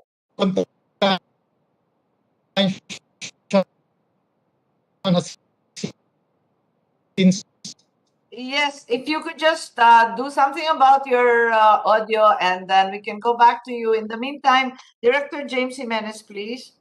Yes, Madam Chair. Thank you very much for the opportunity. In its broadest strokes, I would confirm the statement of Mr. Samaniego. He did inform me on January 8th, and we did seek I did refer the matter to the steering committee, and the steering committee did take action on it as soon as possible. However, I would like to clarify also that Mr. Samaniego's information to me was that the alleged hackers were trying to get in touch also with Smartmatic and had sought Smartmatic's contact information, which I supposed was going to be conducted through Mr. Samaniego. Hence, I gave Mr. Samaniego's number to Smartmatic for them to get in touch with him. However, again, it was very important at the time because there was very little information given for us to verify the veracity of the reporting. It was very important for us to make sure that indeed a hacking had taken place. As it turned out, evidence from our side showed that no hacking did take place, and that the information that was supposed to be taken from the Comelec was in fact not from the Comelec, or probably not from the Comelec, since they were presenting information that on our side did not yet exist. So we had to clarify that we were seeking the verification of the report, particularly the claim made by the Manila Bulletin Tech team that they had verified the information given to them by the hackers. If you were to read the article again, there is a paragraph there where the Manila Tech team very clearly states that they verified the allegations of the hackers. Unfortunately, they have not shown any substantiation for this verification, There was nor have they informed us of what steps they took to verify these claims by the hackers. Thank you, Madam Chair. Thank you very much. So the position of Comelec is There- that no hacking occurred. Is that correct? Yes, Madam Chair. And that is not a repeat of what occurred in October 2016 when personal information of various voters, upwards of 55 million, were leaked. Are we saying that this is not a repeat performance? Yes, Madam Chair. We have not seen any such leakage from Comelec servers. All right. We make mention also of the National Privacy Commission. Is there anyone here who can verify the facts stated by Manila Bulletin, please? Ma'am, we failed to invite the NPC. Oh dear. Okay. Is there anyone else who's here that can tell us a little bit about this? I believe who were the agencies that were in charge of investigation in 2016? As I recall, andyan yung DICT, di ba? I see Secretary Caintic. Perhaps he can help us. The NBI also was involved in the investigation in 2016. The OST, they've all been investigating these past allegations. Perhaps we can ask from our experts in government regarding IT what they think occurred in earlier January this year. Maybe we can ask the ICT first. Secretary Manny, Thank you. please. Thank you, Madam Chair, and Sir Congressman at Co-Chair Presaga. If I may be allowed to ask OIC, our officer in charge of the NSERT, to give a short statement and presentation of our initial investigation and work done. Thank you, Madam Chair. Yes, is that the director? I did not get the name. I'm sorry, but you're recognized. OIC Director Omar Sana, please. Yes, Thank you. Director Omar, please make it brief. Good afternoon, Madam Chair. If I may be allowed to share my screen, I will try to make it as brief as possible, Madam Chair.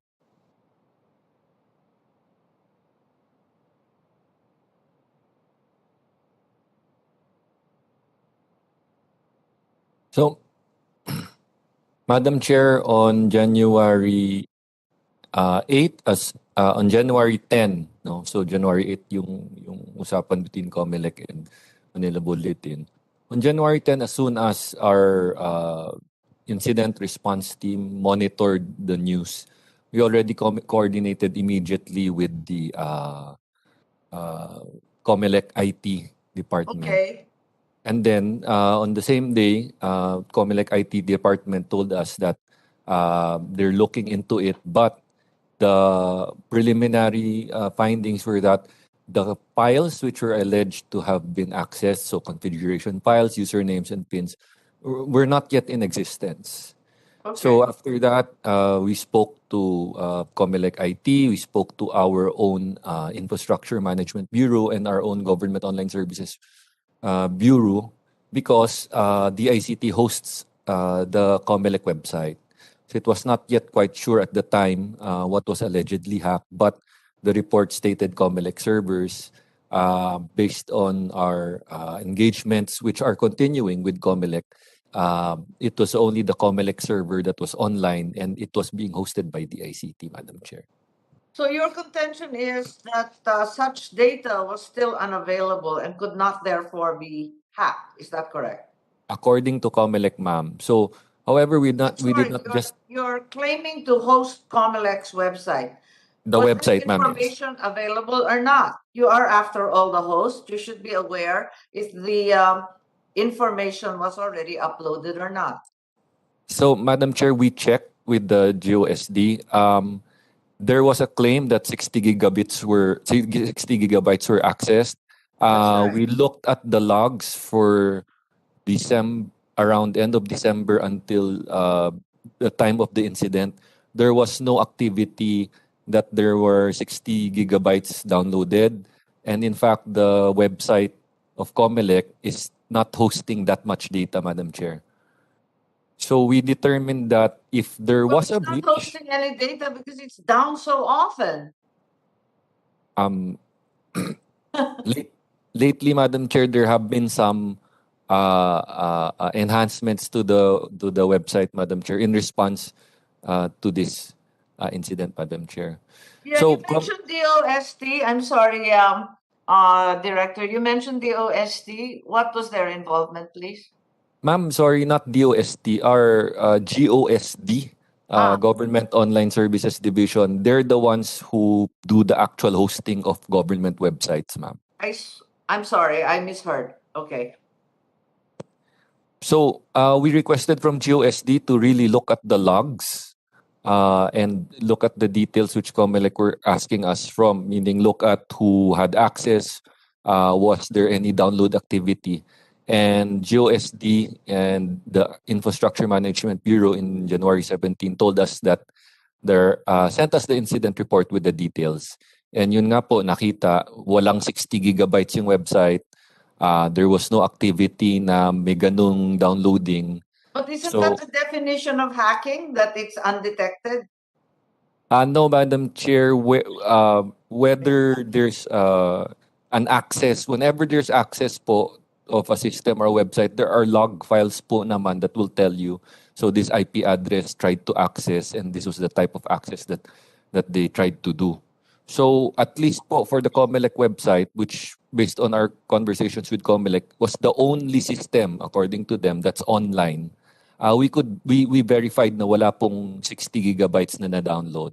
And the data nga, because the website does not have a database, so this data that was claimed na nakuha, hindi po pwedeng manggaling sa Comelec website, Madam Chair. Now, Madam Chair, may I add lang? Yes, Secretary Manny, please.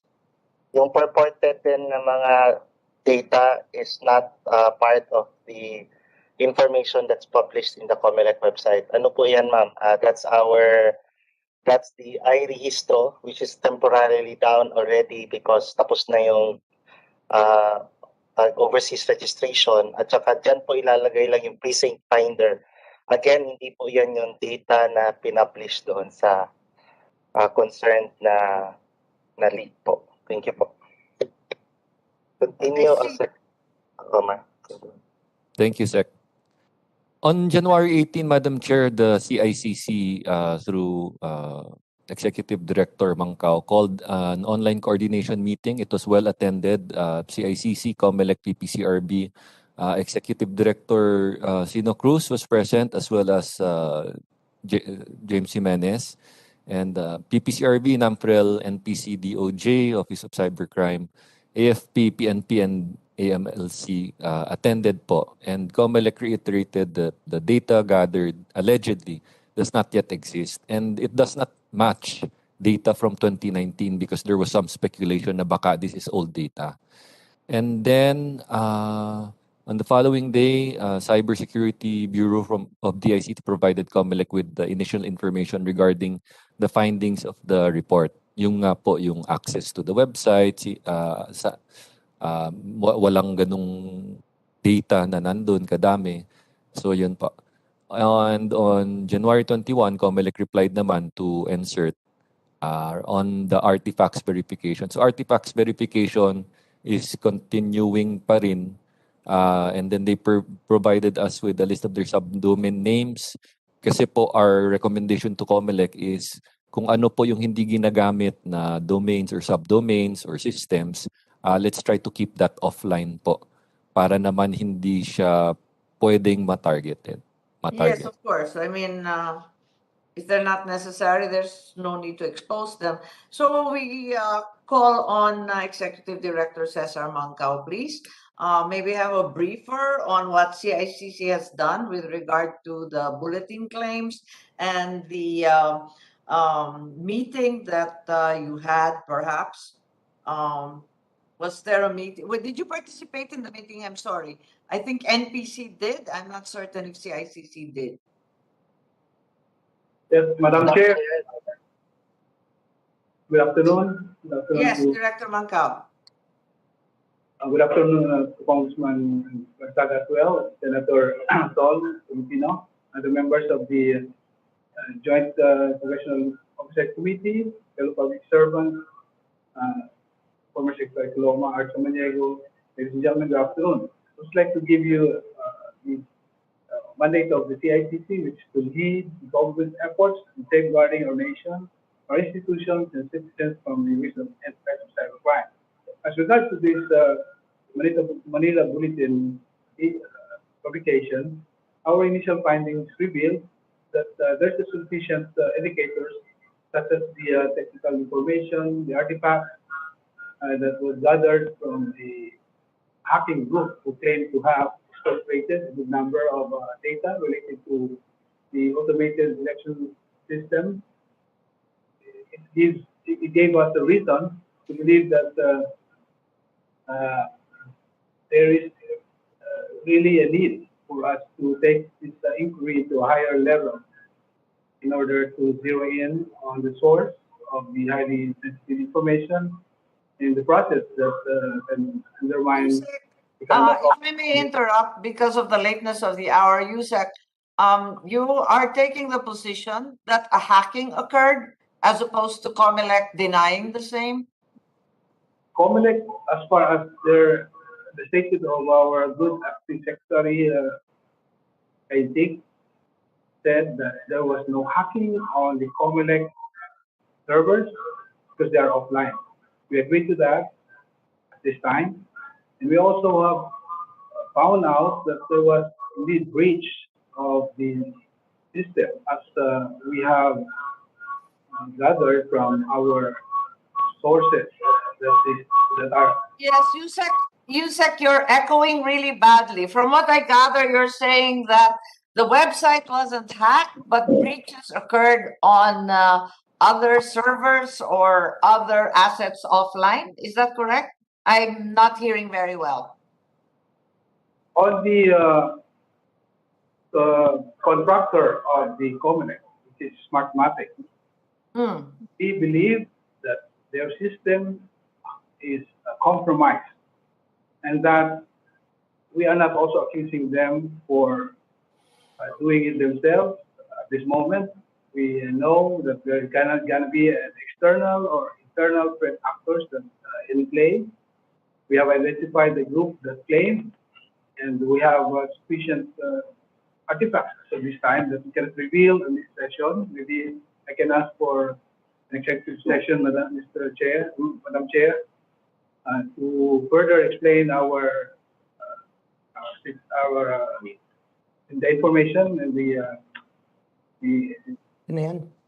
data that we can really reveal. I see, Yusek, Co-Chair Barsaga, it appears that Yusek Mancao is requesting for the CICC to conduct an executive session, a difficult premise given our hybrid situation. Ano pang magagawa natin? Mag-executive session tayo at a certain point? Yes, definitely, Madam Chair. Yes, okay. I think we'll have to do that in person. Hindi po pwede na hybrid kasi parati rin nahahack. Miski si Mr. Samaniego, napunta ninyo eh. Nag-disappear na eh.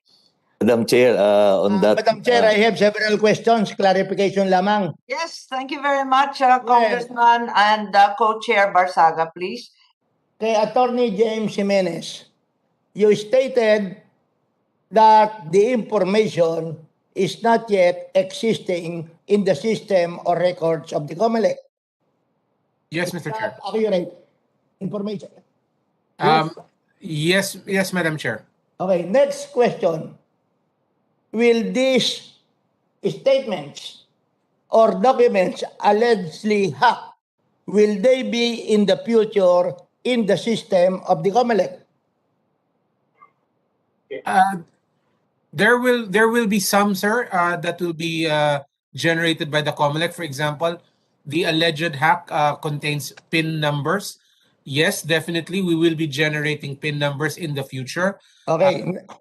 Yes, sir. So it's possible. Your answer is that yung ibang data na nahack na sinasabi ng Manila Bulletin, although not existing in your system, in the future, they might be existing. Yes, Mr. Chair. Assuming that these data are already in your system, would it be possible that it will be hacked? Based on the analysis of our IT department, Mr. Chair, that is highly unlikely, almost not possible. Primarily because a lot of the data that we have is off. You're saying almost not possible. Meaning to say there is a slightest possibility that hacking might be possible no matter how slim. I would not speak in absolutes, Mr. Chair. Okay, next question. Although these documents or data are not yet in your system, is it possible that these data are already in the system of Smartmatic? We are not familiar with the data that they presented, Mr. Chair. And also, if they purport to be from Comelec activities, they do not match any formats that we use, Mr. Chair. Did you include your investigation? So it's possible na itong mga datang to naka-store sa system ng Smartmatic, but at the same time, wala pa sa system ng Comelec. No, Mr. Chair. Possible. No, Mr. Chair. Kasi ang sinasabi nila, itong data na ito ay para sa 2022 elections. At least yun ang implikasyon nung unang binanggit ito. And again, hindi nga po ito nag-i-exist kahit saan. Okay. Kung ito ay for 2022 elections, yung data nyo, binibigay nyo rin sa Smartmatic? Hindi ko po ma-explain yung pwede akong mag-refer sa IT department namin. Okay. Mr. Chair, allow me to answer, Mr. Chair, being the head of the steering committee. Okay, Commissioner. Okay. Those data were not yet generated, but now we are now generating those data, like the PIN numbers. And once it is generated, it is only the Comelec was control over it. We will not give any information from the outsider. So that is what our practice is. And it is offline, Mr. Chair, and it is located in a very secure memory configuration room where the only way you can hack it is not through cyber attack, but you have to enter into that room and then input the 2 passwords by our supervisors, and you have to pass all those securities before you can enter that room. So that is why we said that it is Commissioner, you're saying that Smartmatic does not have access to this room? Yes, Madam Chair, we make sure that no one can access except those only authorized personnel coming from the Comelec. We are very much sure about that with our security protocol, Madam Chair. Thank you very much. Just a clarification from USEC Cesar Mancao. You stated a while ago that based on your investigation, the system of the Smartmatic was compromised. Correct, Congressman Bartaga, sir. How did you arrive at that statement? If you can tell it in our Zoom meeting. Well, that's why I'm asking for an executive session, Your Honor. Okay. The sensitive matter. Thank you very much. I think that would be all, Madam Chair. Yes, thank you very much, Co-Chair. Madam Chair, with your kind permission. Bulletin's publisher would like to add something. Yes, you're Yes, recognized. Madam Chair, may we request that Mr. Samaniego be allowed to continue with his interrupted statement earlier, just to complete his statement. Thank you, Your Honor. Yes, Mr. Samaniego, if you're Madam there, Chair. please Madam reply. Chair, can you hear me now, Madam Chair? Yes, we can. I'll continue my statement. Manila Bulletin maintains that it has reported the news accurately and fairly. Manila Bulletin gave Comelec sufficient opportunity to verify the authenticity of the data provided by the informant. There was urgency in Manila Bulletin's request for Comelec verification on account of the nature of the data involved. Then on January 12, MB Tech News received a call from the Department of Information and Communication Technology, the Cybercrime Investigation and Coordinating Center. After the call, MB Tech News sent all relevant files on the apparent Comelec data security breach to the DICT's official email address. Subsequently, on January 25, I and representatives of Manila Bulletin appeared before the National Privacy Commission for a clarificatory hearing. the details of which is subject to confidentiality, and in respect to the National Privacy Commission, we best deem it to defer to their judgment as to the disclosure of the events that transpired. I would like to emphasize that Manila Bulletin reported the incident as part of its duty as press. The data and alleged breach are of paramount interest to the public, as it is Comelec's mandate of safeguarding the sanctity and integrity of the election. Okay. As such, we gave Comelec sufficient opportunity. Yes, Madam Chair. Yes, thank you. Is that all? Well, last two paragraphs, Madam Chair. Manila Bulletin provided Comelec with an avenue and opportunity to explain, and when asked by the National Privacy Commission, we restrained from reporting further about the incident until the same has been verified by the proper authorities. Manila Bulletin is prepared and very much willing to cooperate with this team committee, the Comelec, the National Privacy Commission, the DICT, and other government agencies to ensure transparency and accountability in the conduct of the forthcoming elections. Thank you very much, Madam Chair. Thank you very much, Mr. Samaniego. Who else would like to weigh in on this discussion? I think there are many questions. What's the level of sharing of information between Comelec and Smartmatic is probably the burning concern. Is there anyone from Comelec IT who can help me? Or Yes, Madam anyone Chair. of our IT experts here who can lend us some light? Allow me to answer, Madam Chair. Yes, Commissioner, please. Yes, Madam Chair, as we all know, Smartmatic is our provider in our AES software. So we use the old BCM, so it needs a software to run the system. So that is why we do a bidding process, and they won the bid. So prior to that submission of this final software, maybe they will conduct, as what the provider must do, conduct some their tests on their own. But we do not provide them informations. We do not provide them relevant informations, but only those informations available to the public, just like the voter, the project of precincts, the voting center, which is available to the public. So they do their own test, and then they will submit the final last November 15. And that November 15, we still have to conduct other tests, which the Comelec did on their own without the participation of the provider, except that if there are technicalities, issues, we will raise it to the provider to correct it. So that is why the participation of the provider is more on just providing the software itself. We do not give them informations, sensitive informations to them to do their own tests, but only those informations available to the public. So that is what the participation of the provider. So in the event that there are hacking incident, allegedly hacking in this incident in our provider, we are pretty much sure that the election is still intact because we do not provide them any information or any sensitive data information. And even the software that we conducted, the trusted build with this hash code being displayed or in the website and open to the public, we take control of that. And after that, we deposited it to the Bangko Sentral ng Pilipinas, the source code of that trusted build software. So that is the participation of our provider, Madam Chair, Mr. Chair. Thank you very much, Commissioner. To your mind, therefore, Commissioner Casquejo, all the precautions, security, and safeguards are well in place in Comelec. Is that correct? That is correct, Madam Chair. And even after this hacking incident, we invited the NBI to do a site visit of our physical security of our warehouse, the Santa Rosa warehouse, just also to verify how secured.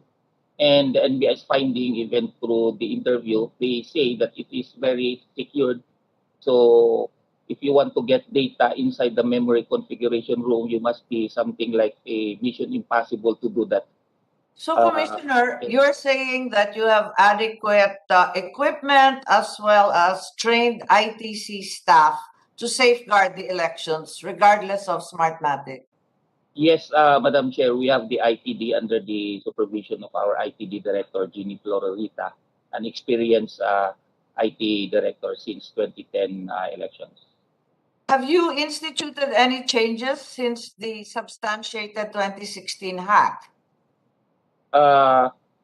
With regards to the 2016 hack, the first that what the ITD did have the DIC to host the Comelec website, and then yung ating iRehistro containing, not iRehistro but yung voters precinct finder, hindi pa po na-up. Those contains data information of our voters. Hindi na po namin na-i-up yun. That is under the DICT's website posting.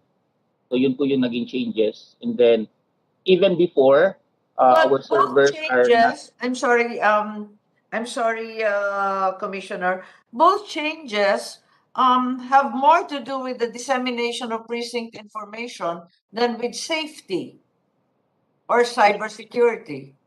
Opo, If you're just disseminating sa website po ninyo, pagkatapos yung mga presinto, ma-access online. Parang yun lang. Pero wala naman safeguard dun. If anything, the argument can be made that you're actually publicizing it with the addition of the ICT.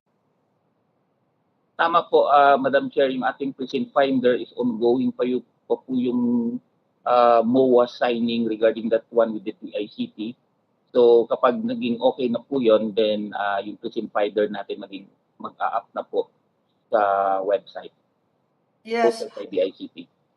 Thank you very much, Commissioner. Ang problema namin ng aking co-chair, ni Congressman Barsaga, pareho kaming may kompromiso ng alauna. Pero magtitipon-tipon naman tayo ulit dahil nga mag-executive session kasama ni Senator Tol at yung mga congressman upang makinig dito sa allegation ni Mr. Mangkao, ni Yusek, na meron daw kompromiso sa sistema ng Smartmatic. So, maybe Director Magsaysay, would you like to add something in public or will you await said executive session? Madam Chair, I believe it would be best, since it's sensitive data, that we await for the executive session for clarification of a lot of details with regards to this with my boss. All right, that's fine. We're going to try and make physical arrangements.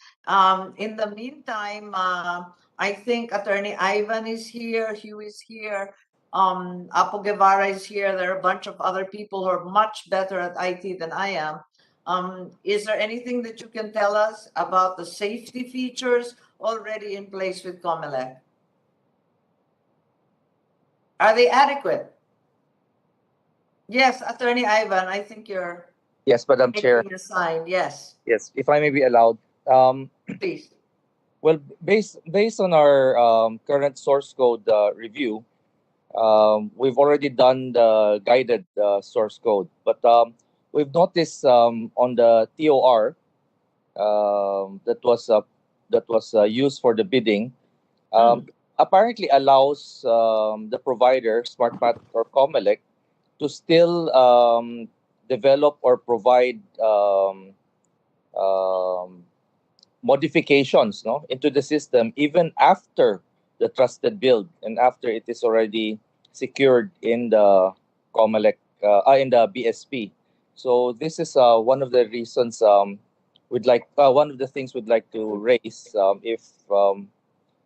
What's the point of having a trusted build and security in the BSP if the provider or Comelec can still develop other software or codes and make it run during election day? Is there anyone in Comelec IT prepared to answer that? Well, Madam Chair, we do not allow that kind of modification. What I think what Mr. Ivan is referring to is after the mock elections, we do some modifications based on the findings in the mock elections, and then we do again a trusted build. And after the trusted build, I instructed the local source code reviewer to do another guided local source code review as to what are the changes or modifications being made. After it has been trusted build, the second one, there will be or modifications to be introduced unless we really need to have another trusted build. So that is what may be found in the TOR. They can still do modifications, but subject again to the trusted build and findings of the ITD department if there is a need to change or to make some modifications. Parang But rest napakalabo naman yata, assured, Madam Chair, there will be no software being run during elections without passing the trusted build. Madam Chair? Yes, Co-Chair, please. Parang malabo yata yun. Well, considering that we have all appointments at 1 p.m., Yes, and considering further that our resource persons have already who have reservations, comments, or suggestions, may we request them just to give printed hard copies to us and to the Comelec, and let the Comelec answer the points raised by them so that we can discuss them at the next scheduled hearing of this committee. Yes, thank you very much, Congressman PD. Madam Chair. And Senator Tolentino, please. Madam Chair, considering the sensitivity of all the items discussed, and there is going to be an executive session to be scheduled by the committee, may I request, without running afoul with Section 4, Article 3 of the Philippine Constitution, which refers to press freedom, that we refrain from issuing statements that would be speculative, probably would just fan the fire of some individuals that may affect the preparations for the 2022 election. So this is not a gag order, Madam Chair, just a persuasive nudge that the participants here should refrain from issuing statements. Let's wait for the executive session to be finished. Thank you, Madam Chair. Perhaps we need to hear from Manila Bulletin, but I am certain they will argue that this is not speculative since they verified the sources of their informant. Yes, Mr. Samaniego or someone from the Bulletin, are you amenable Madam to Chair? the request of Senator Tolentino, please? May I respond, Madam Chair? Yes, please. On the part of Manila Bulletin, we are prepared to do what is necessary in order to ensure the integrity of our election process, and we fully understand and appreciate the point raised by Senator Tolentino. I think the record would show that our newspaper has been a responsible corporate citizen, and we would like to do what is needed to work for the higher cause of having safe and honest elections. That's all, Madam Chair.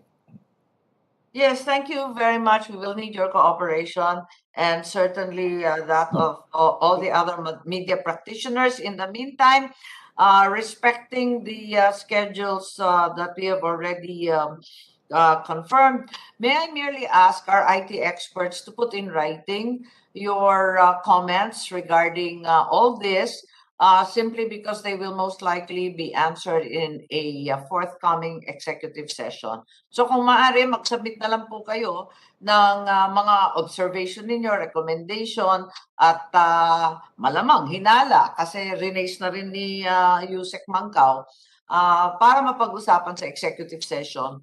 Kasi syempre, nag-iingat rin tayo na on one hand, we certainly don't want to fan the flames of doubt and uncertainty regarding the forthcoming elections.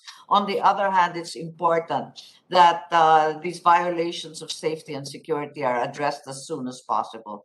So thank you very much. If that's all right with you, we will now adjourn, and we will schedule immediately an executive session, no longer in hybrid or virtual form, but more importantly in personal form. Kung okay lang. So on the part of the Senate, with the permission of Senator Tolentino, we herewith adjourn, and I await my House counterpart. on the part of the House, we adjourn 150. today's hearing. Maraming salamat po. Thank you very Thank you very much. much. Maraming Thank you, salamat sa inyong Friday lahat. po. Thank you. Thank you. Thank you.